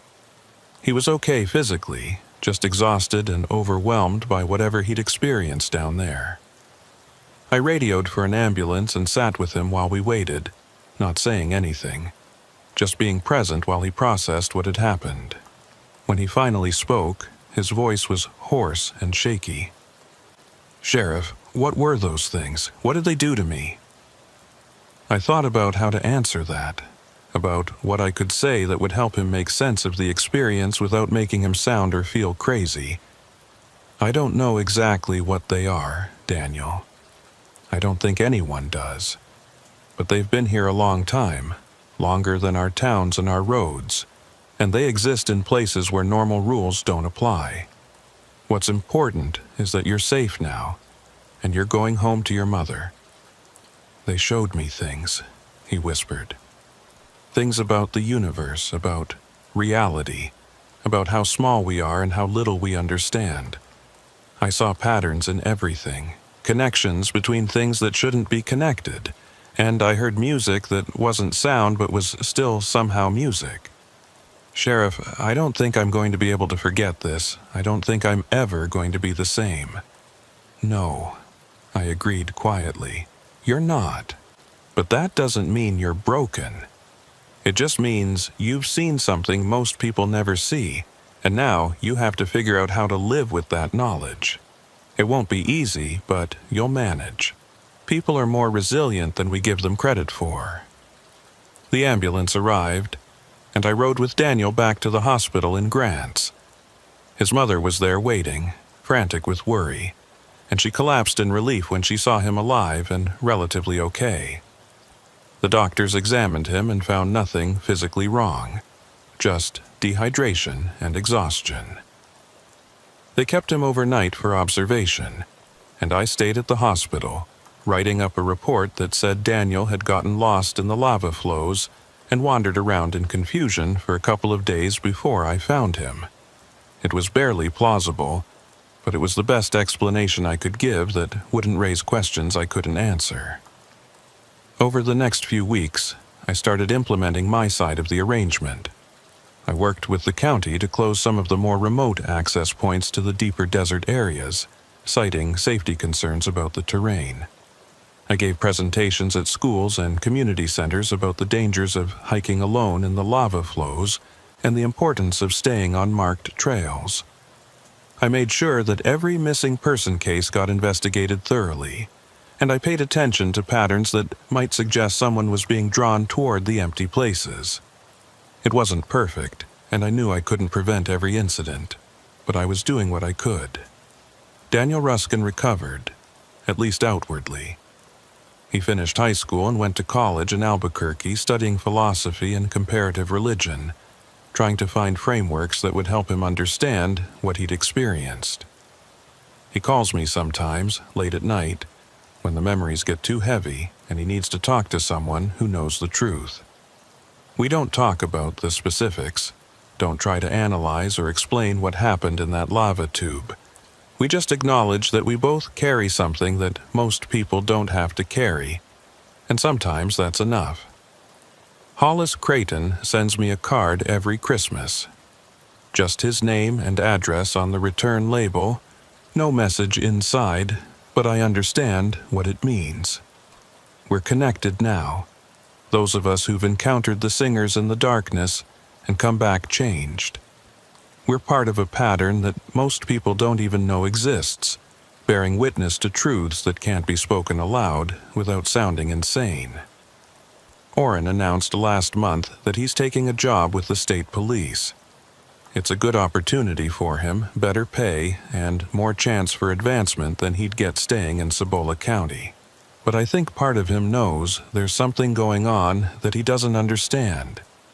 Something about the way I've been acting since that night when I followed the tracks into the desert. He's a good deputy, good enough to recognize when his sheriff is carrying secrets that can't be shared, and smart enough to know that sometimes the best thing you can do is step away before those secrets consume you, too. I'll be hiring a new deputy soon, someone young and eager and unaware of what really lurks in the empty places of this county. I'll train them in proper procedure and protocol, teach them about community policing and de-escalation techniques and all the normal things that sheriffs teach their deputies. But I won't tell them about the lights in the desert or the voices that sing in languages older than humanity. That burden is mine alone to carry, at least until someone else stumbles into the darkness and comes back, changed the way I was changed. The arrangement with the singers has held so far. We haven't had any unexplained disappearances in the 6 months since I made the deal, haven't had any reports of strange lights luring people off the highways. But I know they're still out there, waiting in the spaces between the roads and the towns, singing their ancient songs to the empty desert night. And I know that eventually someone will break the boundary, will push too far into the places where they shouldn't go, and when that happens I'll have to decide whether to try to save them or accept that they made their choice and face the consequences. I drive my patrol roads every night, the same roads I've driven for 17 years, checking the same empty places I've always checked. But everything's different now. I'm not just looking for drunk drivers or livestock on the highway or evidence of criminal activity. I'm looking for signs that the boundary is holding, watching for anyone who might be straying too close to the edges where reality gets thin. I'm standing guard over a truth that most people don't believe and protecting them from dangers they don't understand exist. And sometimes late at night when the highway is empty and the stars are bright and the wind carries sounds across the desert that might be singing or might just be the wind, I wonder if I made the right choice. I wonder if I should have stayed with the singers in the darkness, let go of my patterns and my duty and my endless responsibility, and existed in those spaces between where nothing is certain, but everything is possible. But then I think about Daniel Ruskin going home to his mother, about Hollis Creighton driving trucks on the East Coast far from the New Mexico desert, about Marcus Glendale safe at his desk job in Albuquerque. I think about all the people in my county who sleep soundly at night because they don't know what I know, who drive the highways without fear because someone is watching the darkness for them. And I realize that this is enough. This burden I carry, this knowledge that weighs heavier every day, this arrangement I made with forces I don't fully understand, it's enough to give meaning to a life that might otherwise be nothing but empty routine. I'm Sheriff Marshall Dade of Cibola County, New Mexico, and I protect my people from things they can't see and threats they wouldn't believe. The desert keeps its secrets, and I keep mine. And somewhere out there in the vast darkness between the highways and the towns, the singers wait, patient and eternal, honoring an arrangement made between their ancient patterns and one human who was stubborn enough to stand his ground and demand terms. If you're reading this, it means something happened to me. It means I either broke the arrangement or someone else did, and I went into the darkness to try to fix it. I don't know if I'll come back this time. Don't know if the singers will honor their word when it comes to someone who knows too much and has seen too much and can't forget what he's learned. But I want someone to know the truth, to understand why I did what I did and why I kept these secrets for so long. The desert is not empty. The darkness is not silent. Reality is stranger and more dangerous than most people imagine.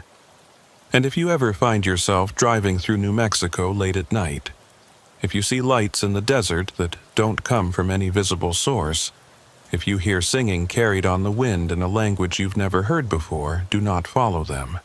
Stay on the marked roads. Keep driving toward the towns and the light and the familiar world where things make sense.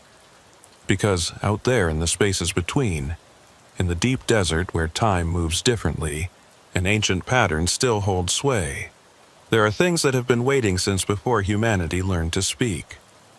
And they're still singing their songs, still walking between worlds, still watching for travelers who venture too far from safety. I've done what I can to keep my people away from them, to maintain the boundary between their world and ours. But I'm just one man, one sheriff in a county that spans thousands of square miles of emptiness. I can't watch everywhere at once, can't protect everyone from their own curiosity or their need to understand what lies beyond the ordinary. So I write this down as a warning and a testament, as proof that someone knew, someone understood, someone tried to stand between the darkness and the light, and maintain the balance that keeps both worlds separate. Whether I succeeded or failed, whether the arrangement holds or collapses, at least there will be a record. At least someone will know that Sheriff Marshall Dade saw the singers in the darkness, made a deal with forces beyond human comprehension, and spent the rest of his life carrying that burden alone. The desert keeps its secrets, but this secret at least is no longer mine alone.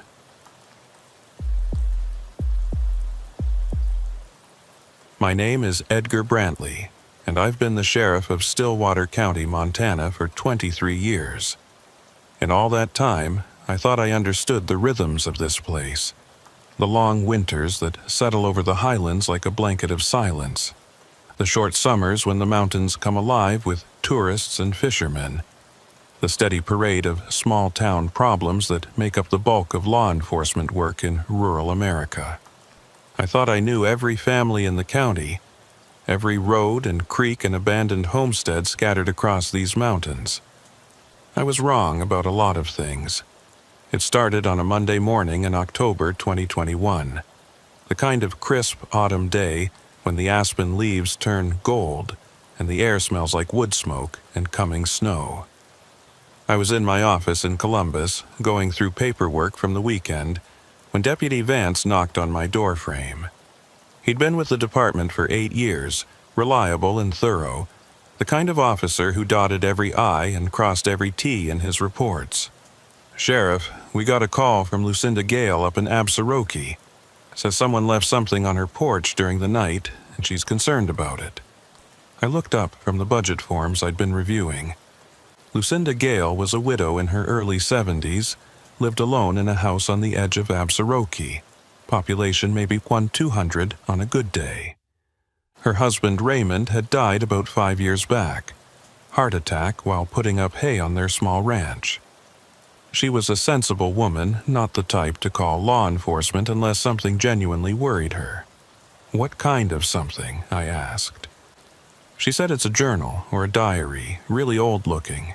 She doesn't know who left it, and there was no note or anything, just the book sitting on her porch when she went out to get her newspaper this morning. That was unusual. Absaroki was a quiet town where most people knew each other, and while we occasionally dealt with property disputes or domestic issues, mysterious packages left on porches weren't part of our normal routine. Still, it could be anything. Maybe a relative had dropped something off, or a neighbor was returning something borrowed years ago. But the fact that Lucinda was concerned enough to call us suggested there was more to it than that. "Tell her I'll drive up there this afternoon. I've got a meeting with the county commissioners at 11, but I should be able to get to Absaroki by 1 or 2. "Yes, sir. She said she'd be home all day." The meeting with the commissioners ran long, the way they always did when budget season approached. Everyone had opinions about how law enforcement resources should be allocated, and most of those opinions came from people who'd never worked a day in the field.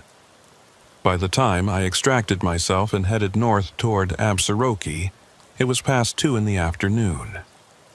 The drive gave me time to think about Lucinda Gale and her mysterious journal. Stillwater County covered about 1,800 square miles of Montana highlands, most of it mountainous terrain with small towns scattered along the valleys. Absaroka sat in the foothills of the Beartooth Mountains, surrounded by ranch land and national forest. It was the kind of place where everyone knew everyone else's business, and secrets were hard to keep. The road north from Columbus wound through rangeland and along the Stillwater River, and as I drove, I watched the landscape change from rolling prairie to steeper terrain dotted with pine and aspen. The leaves were at their peak color, brilliant gold against the dark green of the conifers and the gray-brown of the autumn grass. In another month, the first serious snow would arrive, and the whole county would settle into the quiet isolation of a Montana winter. I'd lived here my entire life, born in Columbus and raised on a cattle ranch west of town. I'd seen every season cycle through these mountains dozens of times, and I never got tired of it. Lucinda's house was a small ranch-style structure on the eastern edge of Absaroka, set back from the main road with a view of the mountains beyond. The property had once been part of a larger ranch that she and Raymond had worked together, but after his death, she'd sold most of the land and kept just the house and a couple of acres around it. Her truck was parked in the driveway when I pulled up, and I could see her watching through the front window as I approached. She met me at the door before I could knock. A thin woman with white hair pulled back in a bun and eyes that were sharp despite her age. She was wearing jeans and a flannel shirt, practical clothing for someone who'd spent most of her life doing ranch work. But I could see tension in her shoulders, a wariness that suggested whatever had been left on her porch had genuinely unsettled her. "Edgar, thank you for coming out. I know this probably seems foolish, calling the sheriff over a book, but there's something wrong about it. I can't explain it properly, but I wanted someone official to see it." "Not foolish at all, Lucinda. You said someone left it on your porch during the night." She nodded and gestured for me to follow her inside. The house was neat and simply furnished, with photographs of family members on the walls and the kind of comfortable clutter that accumulates over decades of living in one place. She led me to her kitchen table, where a book sat in the center like an artifact on display. I could see immediately why she'd been concerned. The journal was old, very old, bound in dark leather that had cracked and faded with age. The pages were yellowed and brittle-looking, and the whole thing had an air of antiquity that you couldn't fake. It looked like something that should be in a museum or a historical society archive, not sitting on someone's kitchen table in rural Montana. I pulled out my phone and took a few photographs of it before touching anything, documenting the scene the way I'd been trained to do. "Did you open it?" I asked. "Yes. I looked through it this morning after I found it." "Edgar, the writing inside? It's not like anything I've seen before. Parts of it are in English, but the handwriting changes every few pages, and some sections are in languages I don't recognize at all. And there are dates going back more than 100 years. I sat down at the table and carefully opened the journal. The leather binding creaked with age, and I could smell that distinctive scent of old paper and leather, musty and somehow sad, like forgotten things always are. The first page had a date written at the top in faded brown ink, March 14th, 1887. Below that was a neat, careful script that took me a moment to decipher because of the old-fashioned handwriting style. Arrived in the Montana Territory after 3 months of travel. The journey has been harder than anticipated, and we have lost 2 members of our party to illness and accident. But we have found the valley that was described in the maps, and tomorrow we will begin surveying for the settlement site. The land here is harsh but beautiful, and I believe we can build something lasting if we are careful and work together. I turned the page and found more entries dated sequentially through March and April of 1887. They described the establishment of a settlement somewhere in the mountains, the construction of buildings, the planting of crops, the daily struggles of frontier life. But the writer's name was never mentioned, and there were no specific geographical details that would identify the location beyond the valley and references to nearby peaks and streams. I kept reading, flipping carefully through the brittle pages, and that's when I noticed what Lucinda had mentioned. The handwriting changed. On a page dated May 7th, 1887, the neat script suddenly became rougher, more hurried, written by a different hand entirely. William died today, fell from the scaffolding while working on the meeting hall roof. We buried him on the hillside overlooking the valley. Sarah took it hard, as they were to be married in June. The settlement feels cursed somehow, like the land itself resents our presence. Strange things have been happening. Tools disappear and reappear in different locations. We hear sounds in the night that don't match any animal we know, and there are tracks in the mud that look almost human but wrong in ways I cannot describe. The entries continued through the summer of 1887, and the handwriting changed several more times, suggesting that multiple people had contributed to the journal. The tone grew increasingly desperate as the months passed. More people died, always in accidents that seemed just slightly too convenient, too perfectly timed. The settlement, whatever and wherever it had been, was falling apart. And then, on a page dated September 23, 1887, the entry stopped abruptly in mid-sentence. We have decided to abandon the valley. Too many have died, and those who remain are convinced that something here wants us gone. We will head south tomorrow at dawn and try to reach the territorial capital before winter sets in. May God have mercy on whoever finds this place after we... The sentence ended there, unfinished, and the rest of the page was blank.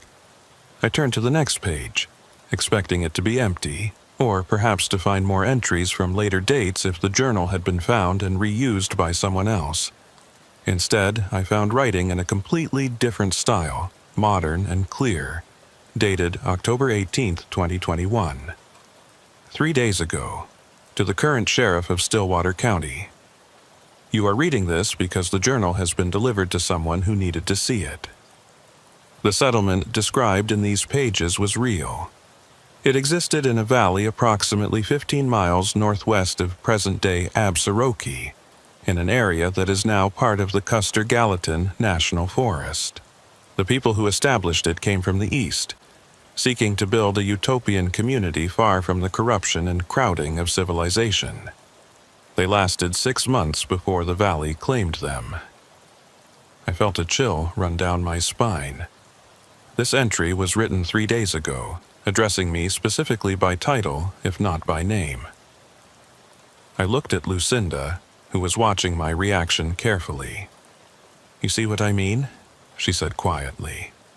"That last entry wasn't there when I first looked through the journal this morning. I read through the whole thing, and it ended with that incomplete sentence from 1887. But when I went back to look at it again a couple of hours later, that new entry was there, like someone had written it while the book was sitting on my kitchen table." "That's not possible," I said, even though I was looking at evidence that suggested otherwise. "Ink doesn't just appear on paper. Someone must have written this before you received the journal. Edgar, I know what I saw. That page was blank this morning, and there's more. Look at the date on that entry, October 18th, 2021. That's today. It's dated today, but it references things that happened 3 days ago, like someone wrote it in the future and sent it back." I examined the page more closely. The ink looked fresh, not yellowed or faded like the historical entries, and the handwriting was modern, with the kind of consistent script you get from someone who learned penmanship in school relatively recently. But the content, the way it addressed the sheriff of Stillwater County and referenced events from the 1880s with such specificity, that was deeply unsettling. "Lucinda, I need to take this with me. I want to have it examined by someone who knows about historical documents. See if we can figure out where it came from and who might have left it on your porch." She nodded, looking relieved. "I don't want it in my house anymore, Edgar. There's something wrong about it. I've lived in these mountains my whole life, and I've never felt anything like what I felt when I opened that book this morning. It's like it's watching me, if that makes any sense." It didn't make sense, not rational sense anyway. But I'd been in law enforcement long enough to trust people's instincts about when something was wrong, even if they couldn't articulate exactly what was bothering them. I carefully wrapped the journal in an evidence bag from my vehicle and secured it in my trunk. Before I left, I walked around Lucinda's property, looking for any signs of who might have left the journal on her porch. There were no footprints, no tire tracks, nothing that suggested anyone had been there during the night. The porch boards were clean and undisturbed, and her security light had a motion sensor that should have activated if anyone approached the house after dark. But according to Lucinda, the light hadn't come on, and she hadn't heard anything unusual. I drove back to Columbus as the afternoon light faded into evening, thinking about the journal and its impossible entries. The logical explanation was that someone was playing an elaborate hoax, that the historical entries were either genuine or expertly forged, and the modern entry had been there all along, but Lucinda had somehow missed it on her first read-through. People miss things when they're skimming, especially in documents that are difficult to read because of age or unfamiliar handwriting. But that explanation didn't account for her certainty that the page had been blank, or for the fact that the modern entry was dated today, but referenced events from 3 days ago. When I got back to the office, I secured the journal in our evidence locker and spent some time researching the history of settlements in Stillwater County during the 1880s. Montana had been a territory then, not yet a state, and the area had seen its share of mining camps, ranching operations, and small communities that sprang up and disappeared within a few years. But I couldn't find any records of a settlement matching the description in the journal. No mentions of a utopian community in the mountains northwest of Absaroki. No reports of multiple deaths or an abandoned valley. It was like the place described in those pages had never existed, or had been so thoroughly forgotten that no trace of it remained in the historical record. I was about to call it a night when my phone rang. It was Deputy Vance, and I could hear tension in his voice. "Sheriff, I just got a call from a hiker who found something strange up in the National Forest, about 15 miles northwest of Absaroki. He says there are old foundations up there, ruins of buildings that aren't on any maps. And Sheriff, he says he found something else. A grave marker with a date from 1887. The coincidence was too precise to ignore. I told Vance I'd meet him at the station in 20 minutes, and we'd head up there first thing in the morning with proper equipment. But as I hung up the phone, I found myself thinking about that journal sitting in our evidence locker, about the entry that shouldn't exist and the settlement that had supposedly been erased from history. And I wondered if opening that book had started something, if bringing it into an official investigation had somehow activated whatever strange forces had been contained within those old leather covers. I went home to my small house on the edge of Columbus, a place I'd lived alone since my divorce 15 years earlier. My wife had left Montana entirely, moved back to her family in Minnesota, and we'd lost touch over the years. I'd dated occasionally since then, but never seriously. And most nights I was content with the solitude. But tonight the house felt too quiet, too empty, and I found myself unable to settle. I kept thinking about Lucinda's words, about how the journal felt like it was watching her. I'd dismissed it as an old woman's nervousness, but now, with the news about the ruins in the forest, I wasn't so sure. Around midnight, I got up and drove back to the office. I told myself I was just going to check the evidence locker, make sure everything was secure, but I knew what I really wanted to do. I wanted to read more of that journal. Wanted to see if any new entries had appeared since I'd locked it away that afternoon. The station was empty at that hour, just the night dispatcher in the front office, and I let myself into the evidence room without explaining why I was there. The journal was where I'd left it, sealed in its evidence bag, and I took it to my office and carefully removed it from the plastic. I opened to the last page, the one with the modern entry dated October 18th. The writing was still there, unchanged, but below it was something new. Another entry in the same modern handwriting, dated October 18th, 2021, 11:47 p.m. That was 13 minutes ago. Sheriff Edgar Brantley, you are reading this after midnight because you cannot let go of the mystery. You want to understand how the journal works, why it was delivered to Mrs. Gale, what connection it has to the ruins your deputy reported. I will tell you, but first you must understand something important. The journal does not create events. It records them. It documents things that have happened, are happening, or will happen in the valley where the settlement once stood. Time is not linear in that place. Past, present, and future exist simultaneously, and the journal reflects that reality. My hands were shaking as I read the words. This entry had been written while the journal was locked in our evidence room, while I was at home trying to sleep. There was no rational explanation for how the ink could have appeared on the page.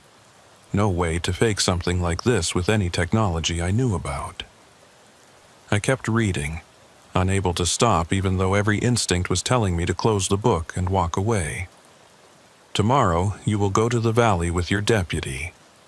You will find the ruins of the settlement and confirm that it existed. You will find graves, 14 of them, marking the people who died there in 1887. And you will find something else. Something that will make you question everything you think you know about the history of these mountains and the nature of time itself. But I must warn you, Sheriff. The valley does not welcome visitors. It has its own agenda, its own purpose, and those who enter it rarely leave unchanged. The settlers in 1887 learned this too late. I hope you will be wiser. The entry ended there, and the rest of the page was blank. I sat in my office for a long time, staring at those words, trying to convince myself that there was a logical explanation. Someone was playing an elaborate trick, using technology or techniques I didn't understand to make ink appear on old paper. But who would go to such lengths? And why target Lucinda Gale, a 70-year-old widow with no obvious connection to historical settlements or mysterious valleys? I took photographs of the new entry and secured the journal back in the evidence locker. Then I sat at my desk and wrote a detailed report of everything that had happened, from Lucinda's initial call to the appearance of the new entry while the journal was in our custody. I knew how it would sound to anyone reading it, knew I was documenting something that would make me look either gullible or unstable. But I'd been trained to record facts, and these were the facts as I understood them, impossible as they seemed. When Deputy Vance arrived at the station the next morning, I showed him the journal and the new entries. He read through them carefully, his expression growing more concerned with each page. Vance was a practical man, not given to flights of imagination, and I could see him struggling to reconcile what he was reading with his understanding of how reality worked. "Sheriff, I don't know what to make of this, but I spoke to the hiker again this morning, got more details about what he found up there. He says the foundations are arranged in a pattern, like they were planning a complete community with a main street and public buildings. And the grave he found, the marker, has a name on it. William Parrish, died May 7th, 1887. That matches the entry in the journal about the man who fell from the scaffolding." We gathered our equipment and headed north toward Absaroki, then into the national forest on logging roads that were barely maintained. The hiker had given us GPS coordinates for the ruins, and we followed them up into the mountains until the road ended at a trailhead. From there, it was a 2-mile hike through dense forest, climbing steadily into terrain that grew rougher and more isolated with each step. The morning was cold and clear, with frost on the ground and our breath visible in the air. By the time we reached the coordinates, it was close to noon, and we were both breathing hard from the elevation and the climb. The valley opened before us without warning, a small bowl-shaped depression surrounded by peaks on 3 sides. The forest had reclaimed most of it, but I could see what the hiker had described. Stone foundations poking through the undergrowth, arranged in neat lines that suggested streets and building plots. Scattered among the ruins were the remains of log structures, mostly collapsed, but still recognizable as human construction. And on a hillside at the eastern edge of the valley, I could see a row of wooden markers, weathered gray by more than a century of exposure but still standing. We approached slowly, documenting everything with photographs and notes. The foundations were substantial, built to last, suggesting that the settlers had intended to stay permanently. I could see where a large building had stood at the center of the planned community, probably the meeting hall mentioned in the journal. The roof would have been high enough that a fall from the scaffolding would definitely be fatal. Vance found the grave marker that the hiker had reported, and we stood looking at it for a long moment. The name was still legible despite the weathering.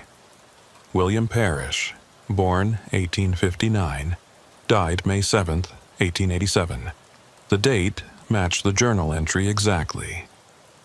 "Sheriff, this doesn't make sense," Vance said quietly. "If this settlement existed, if all these people died here, how come there's no record of it? How come nobody knows about this place?" That was the question that had been bothering me since I'd first read the journal. Montana in the 1880s wasn't the wild frontier people imagined from movies. There were territorial authorities, records were kept, and the disappearance of an entire settlement would have been investigated. But somehow, this place had been completely erased from history, existing now only in an impossible journal, and these forgotten ruins in a valley that maps didn't show. I was about to suggest we head back and call in the State Historical Society when I saw something that made me freeze. There was another grave marker at the end of the row, newer than the others, with fresh carving that looked like it had been done recently. I walked over to it, Vance following close behind, and we both stared at the inscription. Tobias Keene, born 1978, died October 19th, 2021. That was tomorrow. The marker was dated tomorrow, and I knew, with absolute certainty that made no logical sense, that Tobias Keene was about to arrive in this valley, and whatever had killed the settlers in 1887 was going to kill him too. The journal wasn't just recording the past, it was recording the future, and we were standing in the middle of something that existed outside normal time, in a place where past and future bled together, and death followed a pattern that repeated across centuries. We stood in front of that grave marker for what felt like hours, but was probably only minutes, both of us trying to process what we were seeing. A headstone dated tomorrow for a man who was presumably still alive today. Deputy Vance pulled out his phone and started checking for signal, but this far into the mountains, there was nothing. We'd need to hike back to the trailhead before we could make any calls. "Sheriff, we need to find this Tobias Keene. If someone's planning to kill him, if this marker is some kind of threat or warning, we need to locate him and make sure he's safe." I nodded, but I was thinking about the journal and its impossible entries, about how the writing appeared on pages that had been blank moments before. This wasn't a threat carved by someone planning a murder.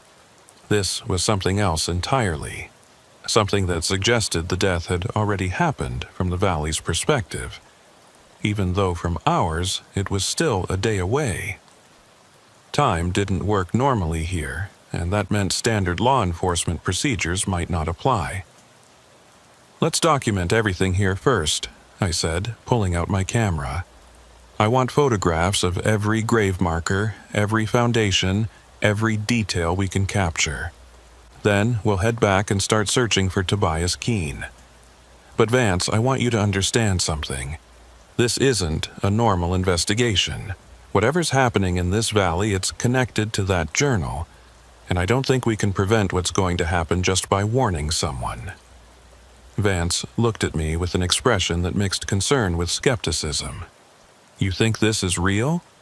You think that journal is actually predicting the future?" "I think that journal has been right about everything so far. It described a settlement that everyone forgot existed, and we found it exactly where it said we would. It gave us the name and death date of William Parrish from 1887, and we found his grave with that exact date. Now it's giving us another name and date. I don't know how it works or why, but I'm not willing to bet someone's life on the assumption that it's wrong." We spent the next 2 hours documenting the site.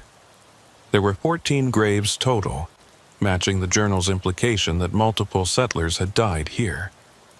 Most of the markers were too weathered to read clearly, but we could make out a few names and dates, all from 1887. The foundations suggested a planned community of about 30 buildings, substantial construction that would have required significant resources and labor. This wasn't a temporary mining camp or a way station. These people had intended to build something permanent, something that would last for generations. And then, in less than 6 months, it had all fallen apart. As we worked, I kept feeling like we were being watched. The valley was quiet except for wind in the trees and the occasional bird call, but there was a quality to the silence that felt intentional, like something was holding its breath. Vance felt it too. I could see him glancing over his shoulder, scanning the tree line, his hand drifting unconsciously toward his service weapon. We'd both been in law enforcement long enough to trust that instinct, that primal awareness of when you're not alone. By the time we finished documenting the site, it was mid-afternoon and the temperature was dropping. October in the Montana highlands means you can get snow any time, and the clouds moving in from the west looked heavy and dark. We needed to get back to the vehicles before the weather turned. The hike down was faster than the climb up, and we reached the trailhead just as the first flakes started falling. In the truck, Vance immediately pulled out his phone and started searching for Tobias Keene. "Got him," he said after a few minutes. "Tobias Keene, 43 years old, address in Billings. He's a freelance writer and photographer. Looks like he does work for outdoor magazines and travel publications. His social media shows he's been documenting abandoned historical sites across Montana for the past few months." Of course. A writer investigating historical sites. That explained why he might be drawn to this valley, if he'd somehow learned about the forgotten settlement. But how would he have found out about it? The place wasn't in any records, wasn't on any maps, unless he'd received his own version of the journal, his own impossible guide to a location that didn't officially exist. "Try calling him," I said. "See if you can reach him before he heads up here." Vance made the call, but it went straight to voicemail. He left a message identifying himself as law enforcement and asking Keene to call back as soon as possible regarding an urgent matter. Then he tried again and again, getting the same result each time.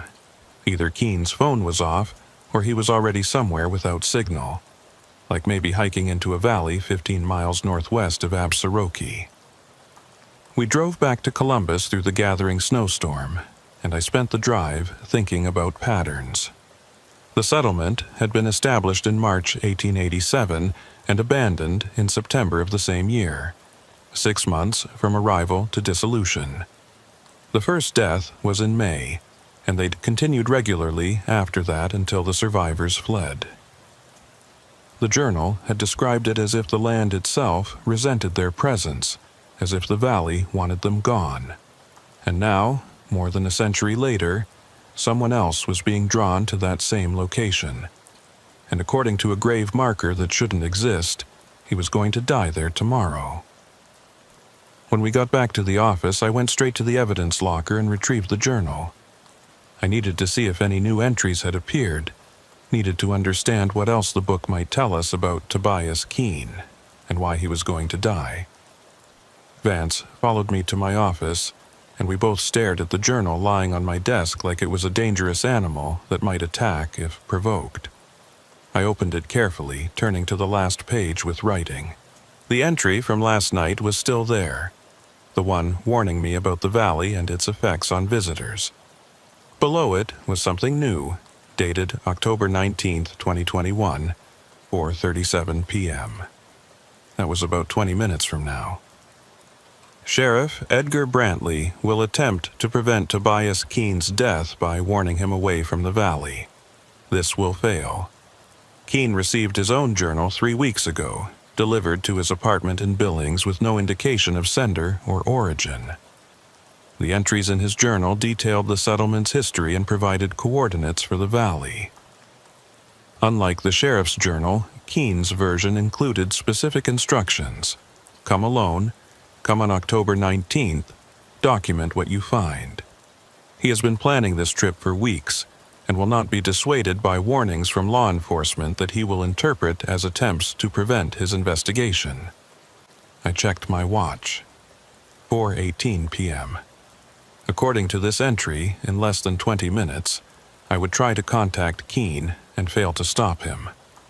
The journal was predicting my own actions now, describing the future as if it had already happened. I looked at Vance, who was reading over my shoulder, his face pale. "This is impossible," he said quietly. "Journals don't predict the future. They don't write themselves. This has to be some kind of elaborate hoax. Then explain the graves. Explain the settlement that matches these descriptions perfectly. Explain how someone could carve a headstone for tomorrow's date without us seeing them do it." I was getting frustrated. Not at Vance, but at the situation, at the way reality seemed to be breaking down around a mystery I couldn't solve with normal investigation techniques. I pulled out my phone and searched for Tobias Keene's contact information. He had a website for his freelance work with an email address and a phone number. I tried the phone first, and just like Vance had experienced earlier, it went straight to voicemail. I left a message, more urgent this time, explaining that I was the sheriff of Stillwater County and needed to speak with him immediately about a serious safety concern. Then I sent an email with the same information, marking it urgent, including my direct office number and my cell. The clock on my wall showed 4:36 p.m., 1 minute until the journal's predicted time. I waited, watching my phone, hoping that somehow I'd get a response that would prove the journal wrong. But the minute passed, then another, and there was no call, no email, no indication that Tobias Keene had received my warnings or had any intention of responding to them. At 4:45, I opened the journal again and found another entry. This one dated October 19th, 2021, 4:44 p.m. 1 minute ago. The sheriff's attempts to contact Keene have failed, as predicted.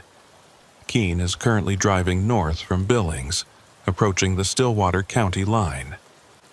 His phone is in his vehicle, powered off, because he wants to experience the valley without modern distractions. He carries an analog camera, a notebook, and a copy of the journal that was delivered to him. He does not know that he is driving toward his death, that the valley has been waiting for him specifically, that his arrival will complete a pattern that began in 1887 and has repeated regularly across the decades. I read that last line twice. A pattern that has repeated regularly across the decades. The journal was suggesting that Tobias Keene wasn't the first person to be drawn to this valley since the original settlement. There had been others spaced out over the years, each one receiving their own journal, each one making the trip to document what they found. And none of them had come back. Vance, I need you to pull every missing person report filed in Stillwater County for the past 50 years. Look for people who were visiting the area, especially anyone interested in history or photography or abandoned sites. Cross-reference with any reports of people who were last seen heading into the national forest northwest of Absaroki. While Vance worked on that, I went back to see Lucinda Gale. She was the one who'd received the first journal, the one that had started this whole investigation. If there was a pattern, if other people had been drawn to the valley over the years, maybe she'd heard stories about them. Maybe the local community had memories that official records had forgotten. The drive to Absaroki gave me time to think about what I was going to say to her. How do you explain to a 70-year-old widow that the journal left on her porch is predicting deaths across time, that there's a valley in the mountains where the past and future exist simultaneously? She already believed something was wrong with the book, had called me because she felt it watching her. Maybe she'd be more receptive to the truth than I expected. Lucinda answered the door, looking tired and worried. "Edgar, did you find out anything about that journal? I haven't been able to sleep properly since I found it. Keep having dreams about people walking into the mountains and never coming back." I told her what we'd found. The settlement, the graves, the marker dated for tomorrow. I showed her the photographs on my phone and watched her face grow more troubled with each image. When I finished, she was quiet for a long moment, staring out her window at the mountains beyond. "My grandmother used to tell stories about a cursed valley up in the Beartooths," she said finally. "Said it was a place where time didn't work right, where people could see things that hadn't happened yet or things that happened 100 years ago. She said the old people, the ones who lived here before the white settlers came, they knew about that valley and stayed away from it. Called it something in their language that meant the place where all times meet. But I always thought it was just stories, legends that grandmothers tell to keep children from wandering too far into the mountains. Do you remember where this valley was supposed to be? Northwest of town, maybe 15 or 20 miles. There was supposed to be a specific way to find it. Landmarks you had to pass in a certain order. Grandmother said the valley didn't like being found by people who weren't invited, that it would hide itself from casual hikers and hunters. But every so often, it would call someone, would reach out and draw them in, and those people never came back the same, if they came back at all. That matched everything I'd learned from the journal and from investigating the site. The valley was selective, choosing its visitors, drawing them in with journals and coordinates and promises of discovery. But to what purpose? Why would a place need to lure people to their deaths across more than a century? Lucinda, in these stories your grandmother told, did anyone ever survive visiting this valley? Did anyone make it back? A few, according to the legends. But they were changed. They'd seen things they couldn't explain, couldn't fit into their understanding of how the world works. Some went mad from it. Others just became quiet, withdrawn, like they were carrying a weight that got heavier every day. And they all said the same thing about the valley. They said it was watching. Said it was aware and intelligent and very, very old. Said it remembered everything that had happened there and everything that would happen.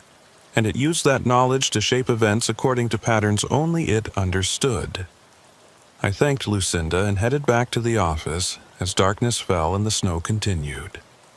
The roads were getting slick, and I had to drive carefully, but my mind was racing. An aware valley, a place that manipulated time and drew people to it for purposes unknown. It sounded like something from a story, from mythology or folklore, but the evidence was undeniable. The settlement had existed and been erased from history. The journal was predicting events with perfect accuracy, and somewhere out there, Tobias Keene was driving toward a death that had already been carved into a gravestone. When I got back to the office, Vance had compiled the missing person reports I'd requested. There were 7 of them, spanning from 1974 to 2015. All involved people visiting the area All had some interest in history or photography or exploration, and all were last seen heading into the national forest in the general direction of the valley. None of them had ever been found. The most recent was a graduate student from the University of Montana named Sarah Brandt, 26 years old, who'd been researching frontier settlements for her thesis. She told her advisor she had a lead on an undocumented community in the Beartooth Mountains and was going to investigate. That was in August 2015. Her car was found at a trailhead northwest of Absaroki, but despite extensive searches, no trace of her was ever discovered. 7 people in 41 years, Vance said. That's roughly 1 every 6 years. If the pattern holds, we should have had another disappearance around 2021. Tobias Keene, I said. He's the next one. The valley draws someone in every 6 years or so, and this year it's him. But why? What does the valley want with these people? I didn't have an answer to that, but I knew we were running out of time. According to the grave marker, Keene would die on October 19th, which was tomorrow. If he was driving from Billings today, he'd probably arrive at the trailhead tonight or early tomorrow morning. That gave us maybe 12 hours to find him and somehow prevent his death, despite what the journal said about my attempts to warn him failing.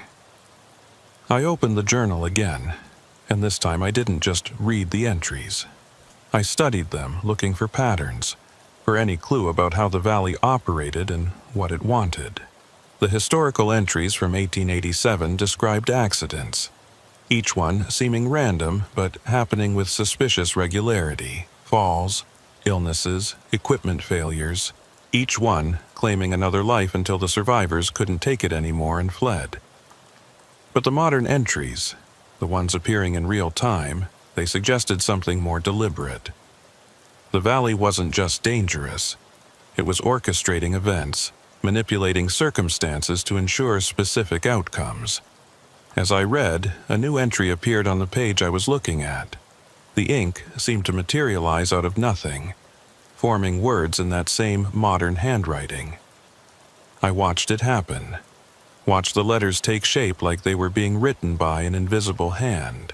The entry was dated October 19th, 2021, 8:23 p.m. That was now, this exact moment. Sheriff Edgar Brantley is beginning to understand the nature of the valley, but understanding will not help him save Tobias Keene. The pattern must complete. Keene will arrive at the valley at dawn tomorrow, and will enter it alone. He will find the ruins, will document them with his camera and his notebook. He will be thorough and careful, will follow all safety protocols, will do nothing reckless or foolish. And at 2:47 p.m. on October 19th, 2021, he will die in exactly the same location where William Parrish died on May 7th, 1807. The same spot, separated by 134 years, connected by a pattern that the valley requires. His death is not random, it is necessary. I stared at those last 2 words. His death is necessary. Not accidental, not unfortunate, but necessary. The valley needed these deaths, needed them to follow a specific pattern across time. But why? What could possibly require people to die in the same location at regular intervals? Vance, we need to get to that valley tonight. If Keene is going to arrive at dawn, we need to be there first. We need to try to stop this. Sheriff, the journal said your attempts to warn him would fail. What makes you think we can prevent his death if we can't even get him to acknowledge our warnings? Because I'm not going to warn him. I'm going to physically stop him from entering the valley. If the pattern requires him to die at a specific time and place, then maybe we can break the pattern by making sure he never gets there. It was a long shot, and I knew it. If the valley was as intelligent and aware as the legends suggested, it would find a way to complete its pattern regardless of our interference. But I had to try. I couldn't just sit in my office and watch another person disappear into those mountains. knowing I had advance warning and did nothing to prevent it. We gathered cold weather gear and emergency supplies, loaded them into my department vehicle, and headed north toward the trailhead as the snow continued to fall. The roads were treacherous now, covered in several inches of fresh powder, and visibility was poor. But we pushed on, knowing that somewhere ahead of us, Tobias Keene was making the same journey, drawn by a journal that promised answers, but would deliver only death. We reached the trailhead around 11 p.m. Keene's vehicle wasn't there yet, which meant we'd beaten him to the location. That gave us a chance to set up and intercept him when he arrived. We parked in a position that would block the trailhead access, making it impossible for him to start his hike without talking to us first. Then we settled in to wait, the heater running in my truck, both of us staring out at the dark forest and the falling snow. "Sheriff, can I ask you something?" Vance said after a long silence. "Do you really believe all this? The valley manipulating time, the journal predicting the future, the idea that there's some kind of intelligence orchestrating deaths across more than a century?" I thought about how to answer that. 24 hours ago, I would have said no, would have insisted there had to be a rational explanation for everything we were seeing. But I'd watched words appear on a page from nothing. I'd found ruins that matched impossible descriptions. I'd seen a grave marker for a man who was still alive. And somewhere in my gut, in that part of me that had kept me safe through 23 years of law enforcement by trusting my instincts, I knew that all of this was real. I believe that there are things in these mountains that we don't understand, things that were here long before we built our towns and roads, things that will be here long after we're gone. And I believe that one of those things is in a valley northwest of Absaroki, and it's been killing people for reasons we can't comprehend. Whether I fully understand how it works, or why it does what it does, that doesn't matter. What matters is stopping it from killing Tobias Keene tomorrow. We waited through the night, taking turns staying alert while the other dozed. The snow tapered off around 3 a.m., leaving everything covered in a thick white blanket that muffled all sound. The silence was profound, broken only by the occasional crack of a branch under snow weight or the distant call of an owl. And through it all, I kept thinking about that journal entry, about how Keene's death was necessary, about patterns that required completion. What kind of pattern needed human deaths at regular intervals?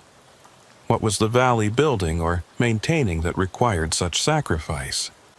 Dawn came slowly, the sky lightening from black to gray to pale blue. And just as the sun was touching the peaks to the east, I saw headlights approaching on the access road. A single vehicle, moving slowly through the snow, heading directly for the trailhead.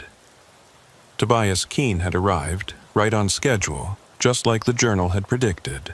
And now it was up to me to break a pattern that had been running for more than a century. The vehicle that pulled up to the trailhead was a dark green Subaru, practical for mountain roads and weather, exactly the kind of car someone doing field research would drive. It parked about 20 yards from my truck, and I could see the driver sitting inside for a moment, probably checking his gear and preparing for the hike.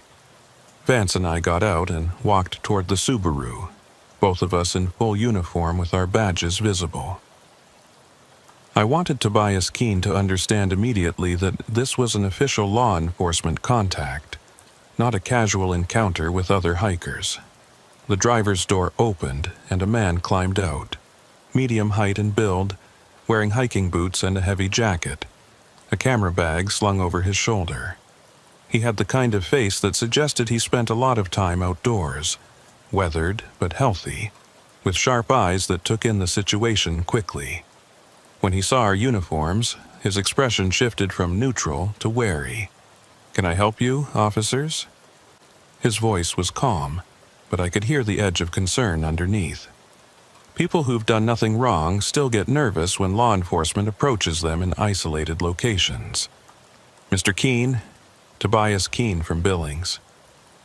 I kept my voice professional, non-threatening. the tone I'd use for a welfare check or a routine inquiry. "That's me. Is there a problem?" "I'm Sheriff Edgar Brantley of Stillwater County, and this is Deputy Vance. We need to talk to you about where you're planning to hike today."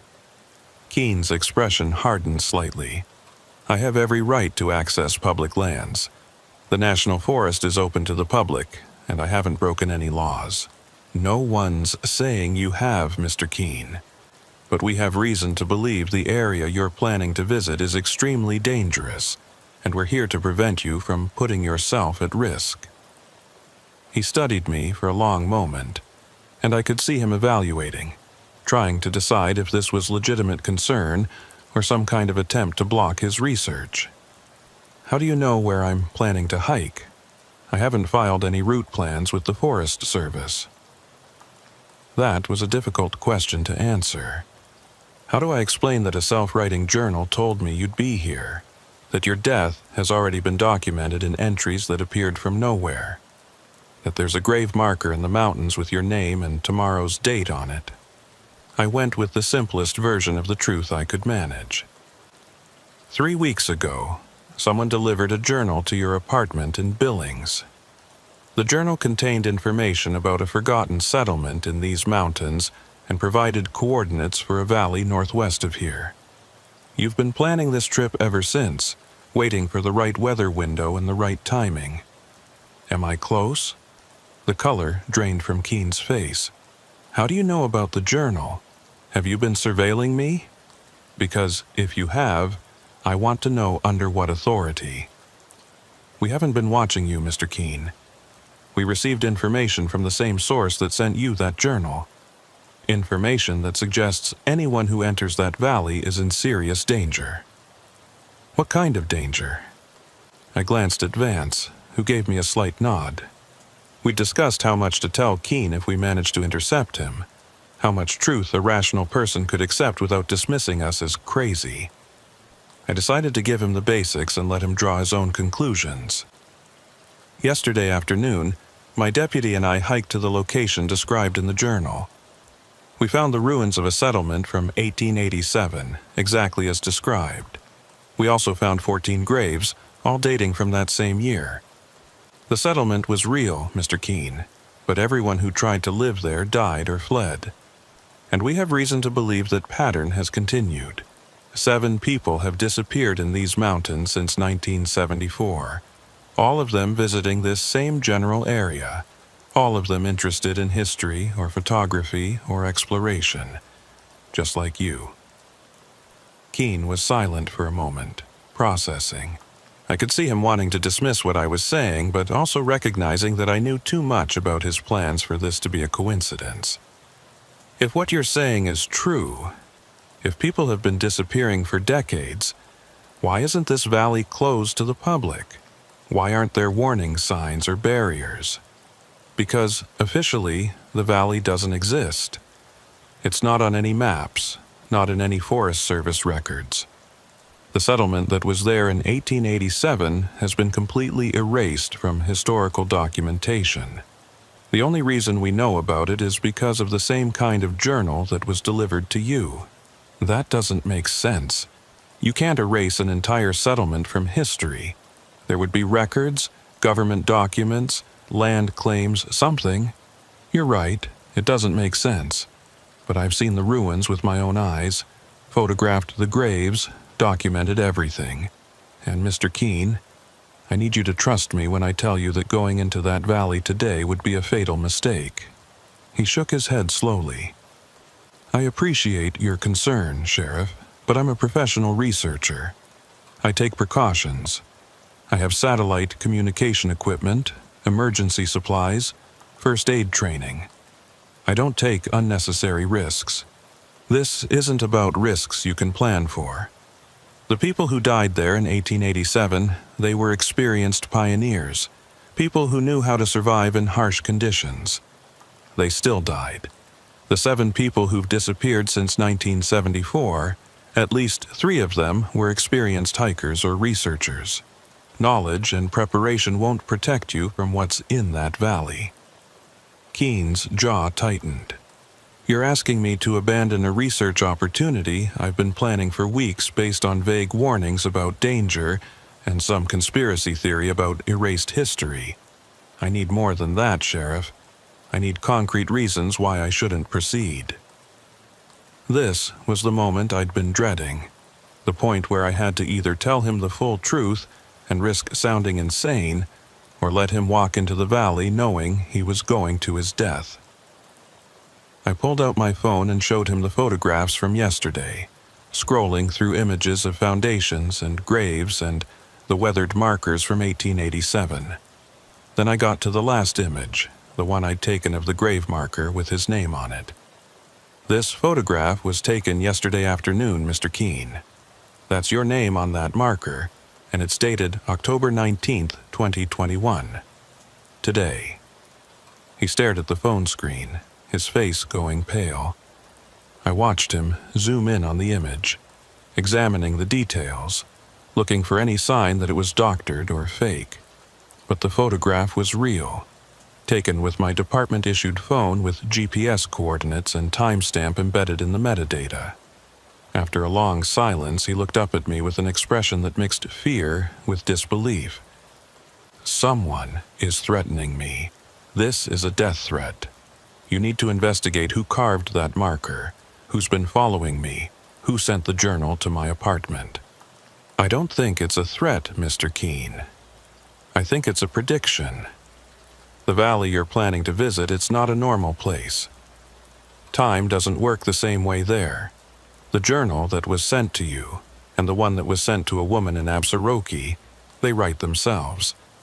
Entries appear on blank pages describing events that haven't happened yet with perfect accuracy. We've watched it happen multiple times. The valley is somehow aware of what's going to occur, and it documents those events through the journals. Keene took a step back, shaking his head. That's impossible. You're describing something supernatural, paranormal, whatever you want to call it. I don't believe in that stuff. There has to be a rational explanation. I thought the same thing 24 hours ago, but I've seen too much evidence to dismiss it. Mr. Keene, I'm asking you, as someone who's sworn to protect the people in this county, please don't go into that valley today. Wait. Give us time to investigate further, to understand what we're dealing with. Don't risk your life on the assumption that there's a rational explanation when we've already proven that normal rules don't apply here. He was wavering. I could see it. Part of him wanted to believe me, wanted to accept that the danger was real and he should turn around and go home. But another part, the researcher part that had driven him to pursue this story in the first place, wasn't ready to give up. He looked past me toward the trailhead, then back at the photograph on my phone, then at the journal he was carrying in his pack. "Let me see your journal," he said finally. "The one that was delivered to the woman in Absaroki. If what you're saying is true, if entries really are appearing spontaneously, I want to see it for myself." I hesitated. The journal was evidence in an active investigation, and department policy said I shouldn't be showing it to civilians. But this wasn't a normal investigation, and Tobias Keene wasn't exactly a civilian when his life was directly at stake. I went back to my truck and retrieved the journal from the evidence bag where I'd stored it, then brought it over and opened it to the most recent entries. Keene read through them carefully, his expression growing more troubled with each page. These entries, they're describing your actions, your investigation.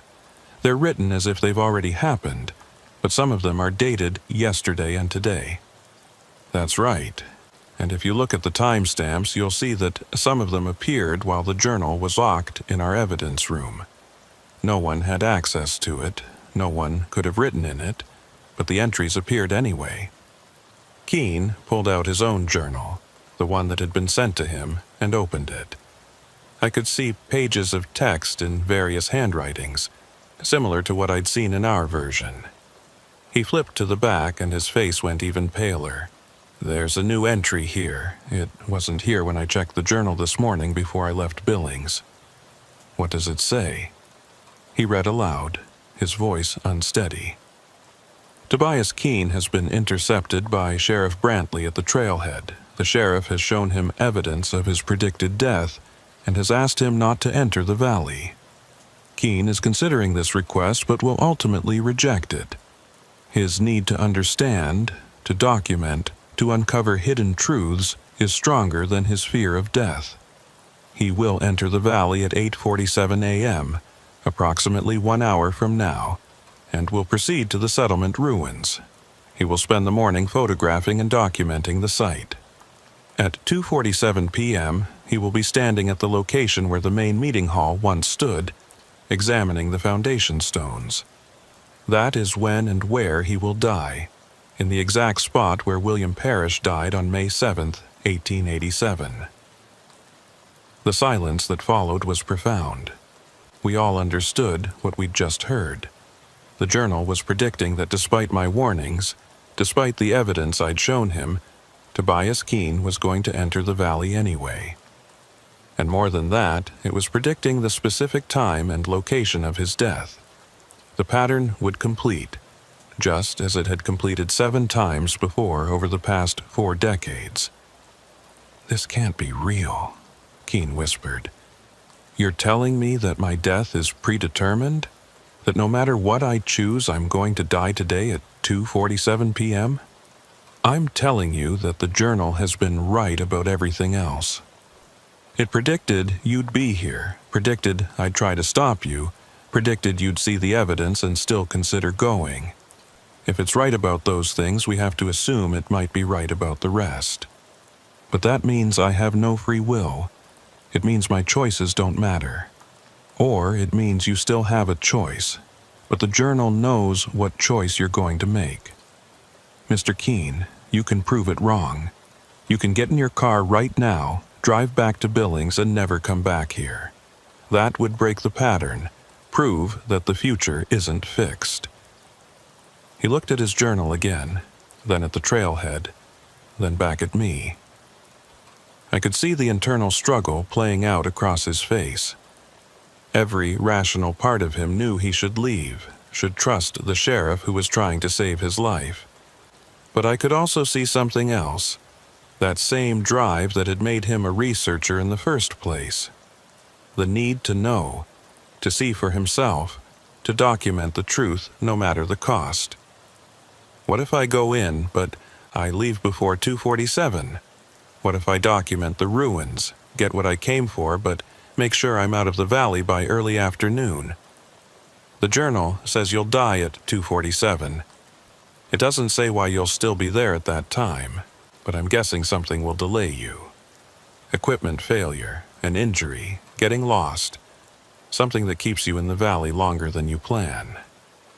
But if I'm aware of that danger, if I make absolutely certain to leave by noon, say, then I can avoid it. I wanted to argue with him, wanted to physically prevent him from starting that hike. But I knew that would just create a conflict, potentially a legal one, and I had no legitimate grounds to detain him. He hadn't committed any crime, and telling a judge that I'd arrested someone to prevent a death predicted by a self-writing journal wasn't going to go over well. All I could do was try one more time to convince him. "Mr. Keene, Tobias, please. I know how this sounds. I know how impossible it all seems. But I've been doing this job for 23 years, and I've learned to trust my instincts about when something is genuinely dangerous. This valley has killed people. It's been killing them for more than a century, following a pattern we don't understand. You have a chance to be the first person to break that pattern, to walk away and survive. Please take that chance." He was silent for a long time, staring at the trail that led up into the mountains. The sun was fully up now, and the snow-covered landscape looked beautiful and pristine, giving no hint of the danger that supposedly waited in the valley beyond. Finally, he made his decision. "I appreciate what you're trying to do, Sheriff, I really do, but I'm going into that valley. I'll be careful. I'll watch the time closely, and I'll make sure I'm out of there by noon at the latest. But I have to see this for myself. I have to know if it's real." And just like that, The journal's prediction had come true. Despite everything I'd shown him, despite all my warnings, Tobias Keene was going to enter the valley. The pattern would continue. I felt a wave of frustration and helplessness wash over me, but I forced myself to stay calm, to keep thinking like a law enforcement officer rather than someone watching a tragedy unfold. Then I'm coming with you. If you're determined to do this, at least let me be there to help if something goes wrong. Keene shook his head. The journal said I'd enter alone. If you come with me, we're changing the variables, potentially making things worse. Besides, Sheriff, with all respect, this is my research and my risk.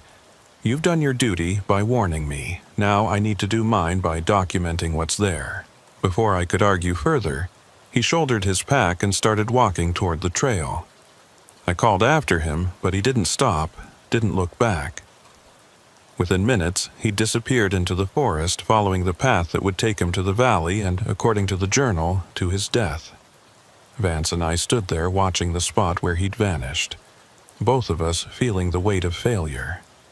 Sheriff, we can't just let him go up there alone. We should follow him, make sure he's okay. The journal said he'd enter alone. If we follow, we might be making things worse, might be somehow contributing to the pattern. But even as I said it, I knew I couldn't just wait here while a man walked knowingly toward his death. I looked at Vance. How's your conditioning? Think you can handle a fast hike to that valley? Yes, sir. I've been training for the firefighter fitness test. I can keep pace. We gave Keene a 10-minute head start, enough that he wouldn't see us immediately behind him, but not so much that we'd lose track of him entirely. Then we set off on the same trail, moving as quickly as the snow and terrain would allow. The hike was brutal, climbing steadily through dense forest with a pack full of emergency gear weighing us down.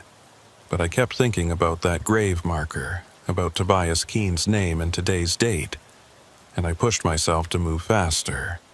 We reached the valley around 9:30, having made good time despite the conditions. From our vantage point at the tree line, we could see Keene moving among the ruins, his camera out, photographing everything systematically. He looked careful and professional, not like someone who was in immediate danger, but I knew appearances could be deceiving, especially in a place where time didn't follow normal rules. Vance and I found a spot where we could watch without being obviously visible, and we settled in to observe. Hours passed. Keene worked methodically, documenting each foundation, each grave marker, making notes in a physical notebook. He checked his watch regularly, clearly aware of the time and his self-imposed deadline to be out by noon. At 11:30, he started packing up his equipment, preparing to leave. I felt a surge of hope. Maybe he was going to make it. Maybe, by being cautious, by leaving early, he could break the pattern the journal had predicted. But then something happened. Keene had been standing near the center of the ruined settlement, where the main building would have been, when he suddenly stopped moving. He was staring at something on the ground, his camera forgotten in his hands. Even from our distance, I could see that something had caught his attention, something that made him set down his pack and kneel to examine the ground more closely. He pulled out a small brush from his pack and started carefully clearing snow and debris from whatever he'd found. "What's he doing?" Vance whispered. "I don't know, but he should be leaving. He should be heading back to the trailhead right now." Minutes ticked by. Keene continued his careful excavation of whatever he'd discovered, completely absorbed in his work. Noon came and went. His deadline passed and he didn't seem to notice. He was too focused on what he was uncovering, too captivated by whatever discovery he'd made. I checked my watch. 12:15, 12:30, 12:45.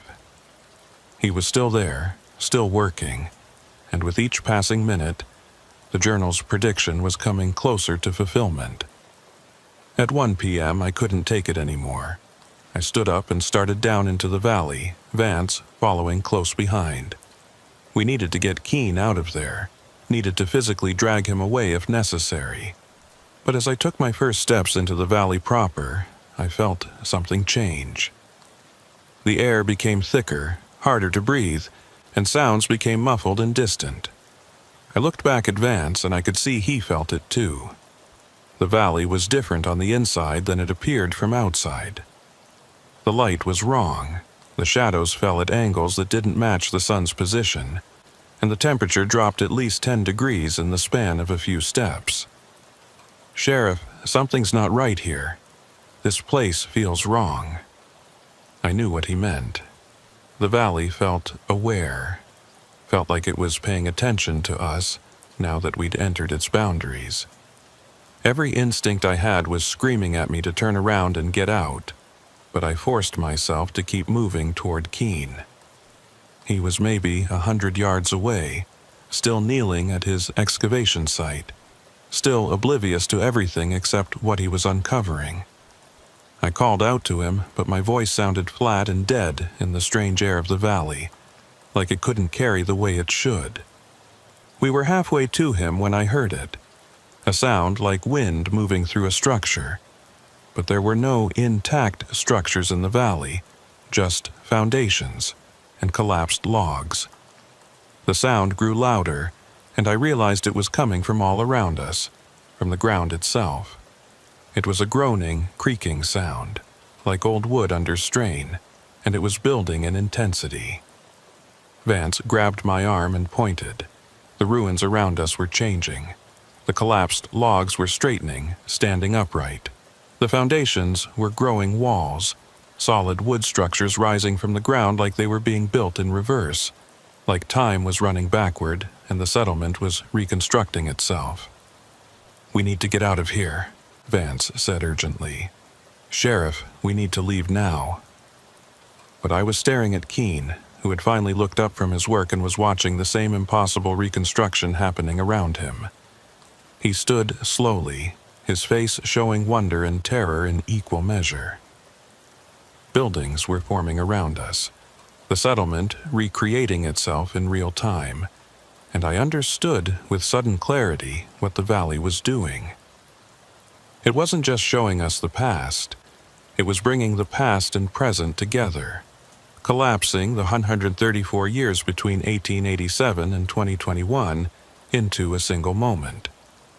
And in that moment, whatever killed William Parrish was going to kill Tobias Keene in exactly the same way. I started running toward Keene, shouting his name. But the distance between us seemed to stretch and expand. Every step I took moved me forward, but also somehow kept me the same distance away, like I was running on a treadmill that matched my speed. Behind me, I could hear Vance calling out, but his voice sounded like it was coming from miles away instead of just a few feet behind me. The valley was manipulating space and time, ensuring that the pattern would complete, that nothing would interfere with what was about to happen. I checked my watch, 2:45 p.m. 2 minutes until the predicted time of death. 2 minutes to somehow break a pattern that had been running for more than a century. The buildings continued rising around us, solid and real, constructed from the temporal fabric of the valley itself. I could see people now, translucent figures moving through the reconstructed settlement like ghosts or memories made visible. They were dressed in clothing from the 1880s, going about their daily routines, unaware that they were part of a pattern playing out across more than a century. I recognized some of them from the photographs that had been in the historical section of the journal. Young men and women who had come to this valley with dreams of building something permanent, something that would last. I was still trying to reach Keene, still fighting against the strange resistance that kept stretching the distance between us. My watch showed 2:46 p.m. 1 minute. 60 seconds until the moment when William Parrish had died in 1887 and when Tobias Keene was predicted to die in 2021. Behind me, Vance was shouting something, but his voice was so distorted by whatever was happening to time and space in the valley that I couldn't make out the words. Then I saw him, William Parrish, or the ghost of him, or the memory of him preserved in the valley's strange temporal structure.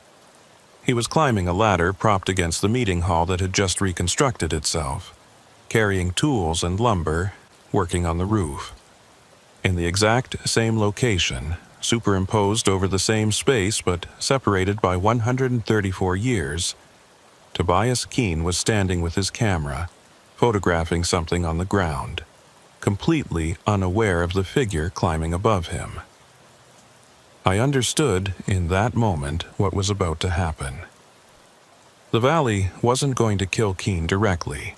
It was going to replay the accident that killed Parrish, was going to collapse those 2 moments in time so completely that the falling scaffolding from 1887 would strike Keene in 2021. The pattern wasn't metaphorical. It was literal. The same death, in the same place, at the same time, connected across decades by a valley that existed outside normal causality. "Keene!" I screamed, putting every bit of air in my lungs into that shout. "Look up! Move now!" This time, somehow, my voice carried. Keene's head snapped up, his eyes widening as he saw what I was seeing. The ghostly figure of William Parrish losing his balance on the scaffolding, the lumber and tools starting to fall, the exact trajectory that would bring them down on the spot where Keene was standing. For a fraction of a second, Keene froze, his mind unable to process the impossible sight of past and present occupying the same space. Then his survival instincts kicked in and he dove to the side, rolling away from the impact point. The lumber and tools fell through empty air, passing through the space where Keene had been standing a moment before. In 1887, they would have struck William Parrish, killing him instantly. In 2021, they struck nothing but snow-covered ground. The pattern had been broken. For the first time in more than a century, someone had escaped the valley's predetermined death. Everything stopped. The reconstructed buildings froze mid-formation. The ghostly figures became statues, and the strange, temporal distortion that had been warping space and time released its hold. The distance between me and Keene suddenly became normal again, and I was able to close the final yards between us. I grabbed his arm and pulled him to his feet. "Are you hurt?" He shook his head, his face pale and his hands trembling. "What the hell just happened?" I saw someone falling, someone from the past, and it was going to hit me. It was going to kill me, just like the journal said. We broke the pattern. You moved, you survived. Now, we need to get out of this valley before it tries to complete the sequence some other way. Vance had caught up to us, and the 3 of us started moving quickly toward the edge of the valley, toward the tree line and safety beyond. But as we ran, I could feel the valley reacting to what we'd done. The temperature was dropping rapidly, and the light was changing, becoming dimmer even though it was mid-afternoon. The reconstructed buildings were starting to collapse again, but this time not smoothly or naturally. They were falling apart violently, explosively, like they were being torn down by invisible hands. "It's angry," Keene said, his voice tight with fear. "The valley is angry that I didn't die. That sounds insane, but I can feel it. This place is aware, and it wanted that pattern to complete." He was right. I could feel it too. The valley had a presence, an intelligence that was ancient and vast and utterly alien to human understanding. It had been orchestrating deaths for more than a century, maintaining some pattern that made sense only to itself, and we'd just interfered with that pattern in a way that no one had managed before. The question was, what would it do in response? We were maybe 30 yards from the tree line when the ground started shaking. Not like an earthquake, but rhythmically, like footsteps from something enormous. I looked back and saw the ghostly figures from 1887 had all stopped what they were doing and turned to face us. Their translucent forms were solidifying, becoming more real, more substantial, and their expressions had changed from the peaceful neutrality of memories to something darker, more purposeful. They started moving toward us, walking in perfect unison, their feet making no sound in the snow but their presence impossible to ignore. "Run!" I shouted, and we sprinted for the tree line. Behind us, the ghostly settlers were accelerating, closing the distance with impossible speed. They weren't running, weren't showing any sign of effort, but they were covering ground faster than should have been possible. I could hear them now, could hear voices speaking in unison, the same words repeated by dozens of mouths at once. The pattern must complete. The valley demands completion. 1 death for each cycle. The pattern must complete. We crashed through the tree line, and the sensation changed immediately. It was like breaking through a membrane, like passing from one world into another. The oppressive weight of the valley's presence lifted, and I could breathe normally again. Behind us, the ghostly figures had stopped at the exact border between the valley and the surrounding forest, standing in a line like guards at a fence. They couldn't or wouldn't cross that boundary, couldn't pursue us beyond the valley's limits. We didn't stop running until we'd put a quarter-mile between ourselves and that cursed place. Finally, gasping for breath and shaking with adrenaline, we collapsed against trees and tried to process what had just happened. Keen was staring back toward the valley, his face showing a mixture of terror and fascination. I need to document this. I need to tell people about what's there. A place where time doesn't work normally, where the past can reach out and kill people in the present, where deaths follow patterns across centuries. This is the most significant discovery in I don't even know. History? Physics? This changes everything we understand about reality. I grabbed his shoulder, forcing him to look at me instead of back at the valley. "Mr. Keen, listen to me very carefully. No one can know about this. No one can write about it, publish research on it, or draw attention to it. If word gets out that there's a valley in these mountains where impossible things happen, where you can see the past and interact with it, how many people do you think will come here? How many researchers and curiosity seekers and thrill seekers will try to enter that valley? But that's exactly why people need to know, so they can stay away, so they can avoid what I almost experienced. They won't stay away. Humans don't work like that. Tell them a place is dangerous and some of them will see it as a challenge. Tell them a place is impossible and some of them will need to prove it for themselves. The valley has been drawing people to it for decades, one at a time, following some pattern we don't understand. If we advertise its existence, if we make it famous, how many more people will it be able to draw in? How many more deaths will complete its pattern? Keen was silent for a long moment. I could see him struggling with the implications of what I was saying.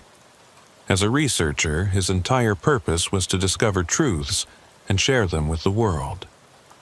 But as someone who had just barely escaped death, he also understood the danger of giving that valley more victims to choose from. "What do you suggest?" he asked finally. "I suggest you go home to Billings. Write about any of the other historical sites you've researched. But this valley, this settlement, you forget about them. You never mention them to anyone. The journal you received, you give it to me, and I'll make sure it's secured where no one else can find it. We let this place fade back into the obscurity it's had for the past century, and we hope that by breaking the pattern today, we've somehow disrupted whatever cycle it was following. And if it just starts up again, if it draws someone else here in another 6 years?" That was the question that was haunting me too. We'd saved Tobias Keen, but had we actually stopped the valley's pattern, or just delayed it? Would the valley continue trying to complete the death it had been denied? Or would it move on to selecting another victim for another cycle? I didn't have answers, and I wasn't sure anyone did. We made our way back to the trailhead in silence, each of us lost in our own thoughts about what we'd witnessed. When we reached the vehicles, Keen retrieved his journal from his Subaru and handed it to me without a word. I could see the struggle on his face, the desire to keep it as evidence, to have proof of what had happened. But he also understood that some knowledge was too dangerous to preserve. "Sheriff, I have one question before I go. Why do you think the valley does this? What's the purpose of the pattern of killing people at regular intervals?" I'd been thinking about that same question since I'd first seen the grave marker with his name on it. I don't know for certain, but I've been sheriff of this county for 23 years, and one thing I've learned is that old places have old purposes. That valley was significant to the people who lived here before European settlement. Lucinda Gale's grandmother said the indigenous peoples called it the place where all times meet. Maybe the pattern, the deaths, maybe they're part of something that was established thousands of years ago. A price that has to be paid, a sacrifice that keeps some balance we don't understand. Or maybe the valley is just cruel and alien and operates according to logic that human minds can't comprehend. Either way, I don't think we're meant to understand it. I think we're just meant to stay away from it. Keen nodded slowly. "What will you do with the journals? With the evidence of what happened here?" "I'll keep them secure. Document everything in case someone needs to know in the future. But make sure it doesn't become public knowledge. And I'll watch for any signs that the valley is reaching out again, trying to draw in another victim. If it does, maybe we'll be better prepared to stop it."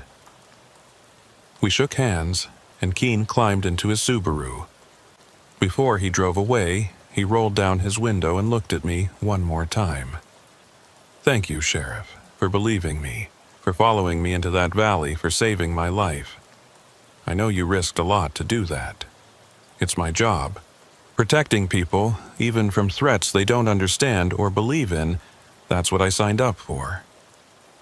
I watched him drive away, heading back toward Billings and hopefully a normal life that didn't include cursed valleys and temporal anomalies. Then Vance and I made our own way back to Columbus, not speaking until we were almost at the county line. "Sheriff, what do we put in our report about today?" That was the question I'd been dreading. How do you document in an official record that you witnessed the past and present occupying the same space? That you saw ghostly figures from 1887 trying to kill a man in 2021? That you intervened in a pattern that had been running for more than a century? The truth would get us both sent for psychiatric evaluation, but a lie would leave no record of what had really happened. We tell the truth, but we frame it carefully. We write that we investigated a potential historical site in the National Forest. We found ruins of a settlement from the 1880s that wasn't in official records. We encountered Tobias Keene doing research at the same location.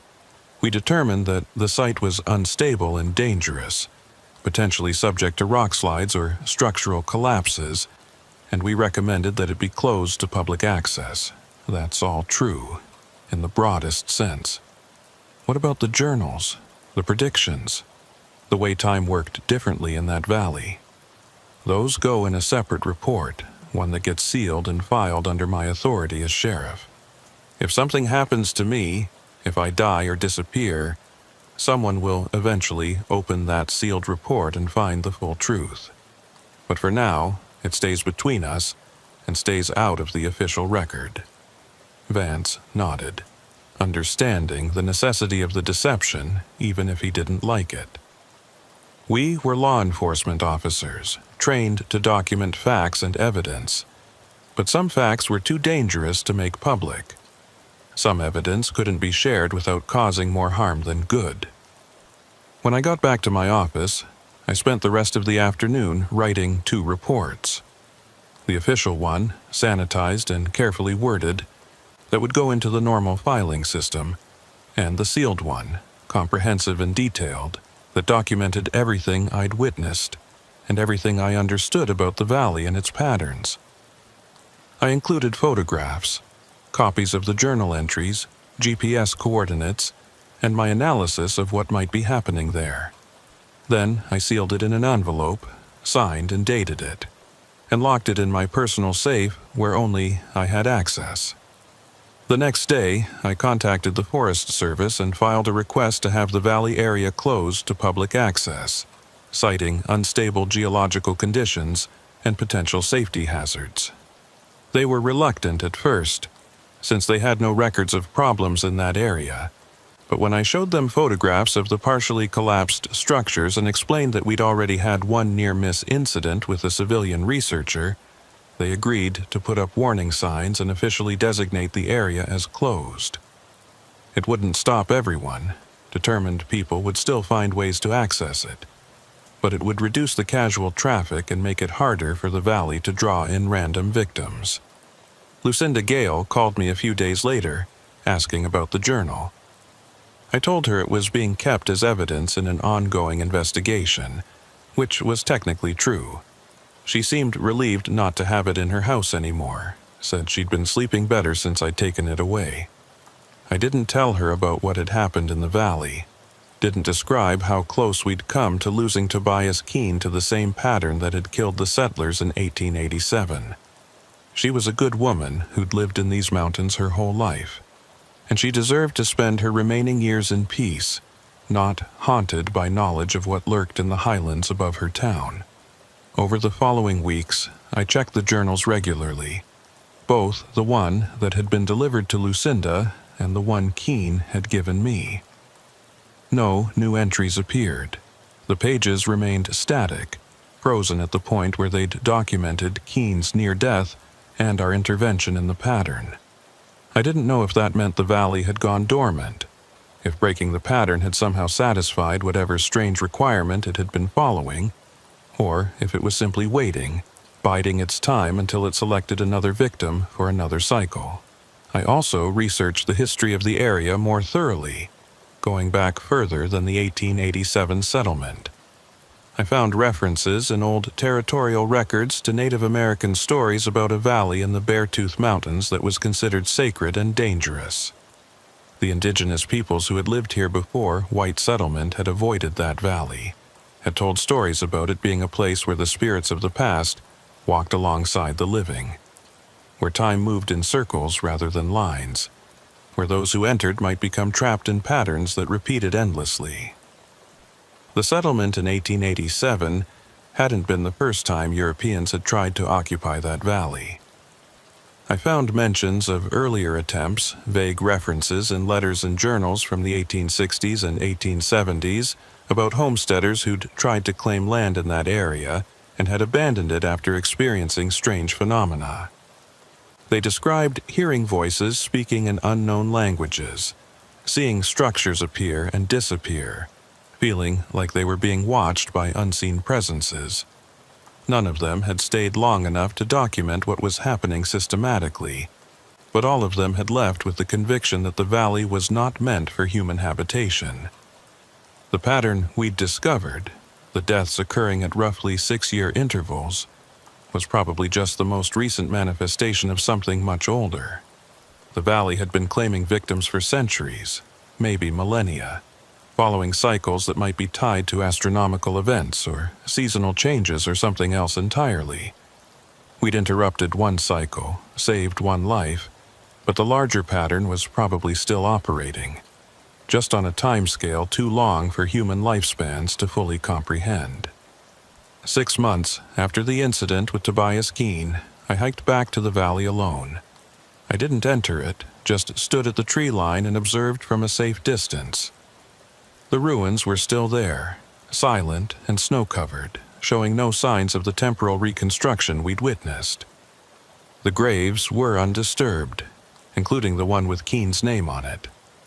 I'd half expected that marker to have disappeared once we'd prevented his death, but it remained, a monument to a future that didn't come to pass. As I stood there in the cold morning air, I thought about patterns and cycles and the ways that time might work differently in places where the veil between past and present was thin. The valley was waiting. That much I could sense. Waiting for the next person to stumble across its secrets. Waiting for the next opportunity to complete its mysterious pattern. Waiting with the patience of something that existed outside normal causality and could afford to wait decades or centuries for the right circumstances. I made a decision then. Every year, on October 19th, I would hike to this valley and stand watch. I would be a guardian, a sentinel, making sure that no one entered who shouldn't, that no one became the next Tobias Keene or William Parrish. I didn't know if one man could stand against a force as ancient and powerful as what resided in this valley, but I was the sheriff of Stillwater County, and protecting my people was what I'd sworn to do. Even if that meant protecting them from threats that officially didn't exist, from dangers that couldn't be explained in rational terms. As I turned to leave, I noticed something that made me stop. There were footprints in the snow near the tree line, leading toward the valley. Fresh prints, made within the last few hours. Someone else had been here. Someone else had found the valley despite the closure. Despite the warnings, despite everything we'd done to keep people away. I followed the prints to where they entered the valley, and there they stopped, just disappeared, as if the person making them had ceased to exist the moment they crossed the boundary. I pulled out my phone and called Vance. We have a situation.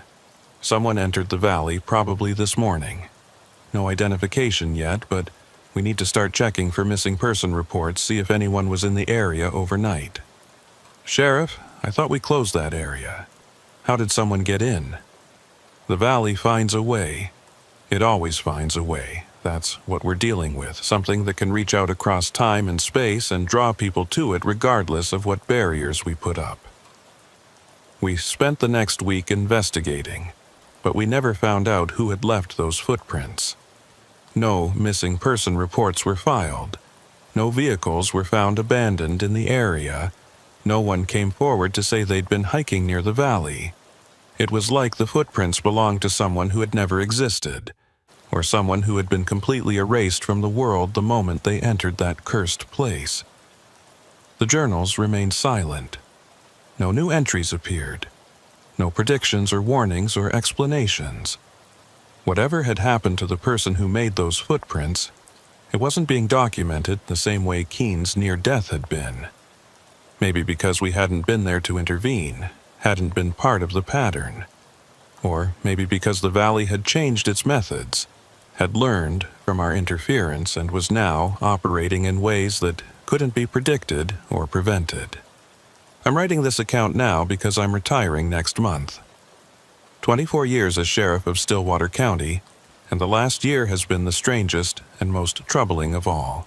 I'm leaving this document, along with the sealed reports and the journals, for my successor. They need to know what's in these mountains, what dangers exist beyond the normal scope of law enforcement work. They need to understand that some places operate according to rules we don't fully comprehend, and that protecting people sometimes means acknowledging that there are limits to what we can control or prevent. The valley is still there, waiting in the highlands northwest of Absaroki. It will probably be there long after I'm gone, long after everyone who knows its secrets has died. It follows patterns we can barely perceive, serves purposes we can't fathom, and claims victims according to cycles that might stretch back to the beginning of human presence in these mountains. I saved Tobias Keene, broke the pattern that should have claimed him, but I don't know if that was a victory or just a temporary disruption of something inevitable. To whoever reads this, be cautious, be vigilant. Watch for signs that the valley is reaching out again, drawing someone in with journals or dreams or promises of discovery. And if you find yourself investigating a historical settlement in those mountains, if you see a grave marker with tomorrow's date, if you witness time moving in ways it shouldn't, remember that some patterns are older and stronger than human will. Sometimes the best we can do is bear witness.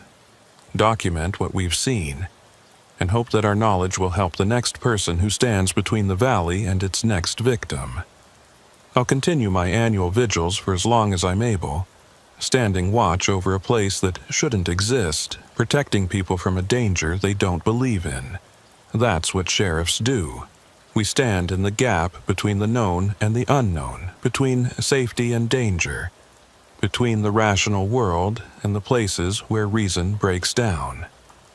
And sometimes, if we're lucky and careful and willing to believe the impossible, we manage to save a life. But the valley is patient.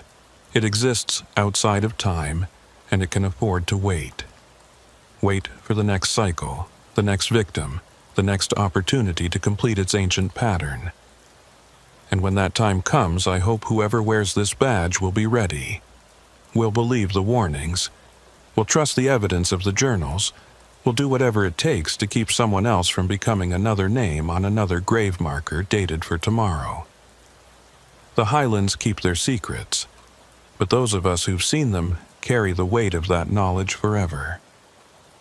I've carried it for a year now, and it's changed me in ways I'm still trying to understand.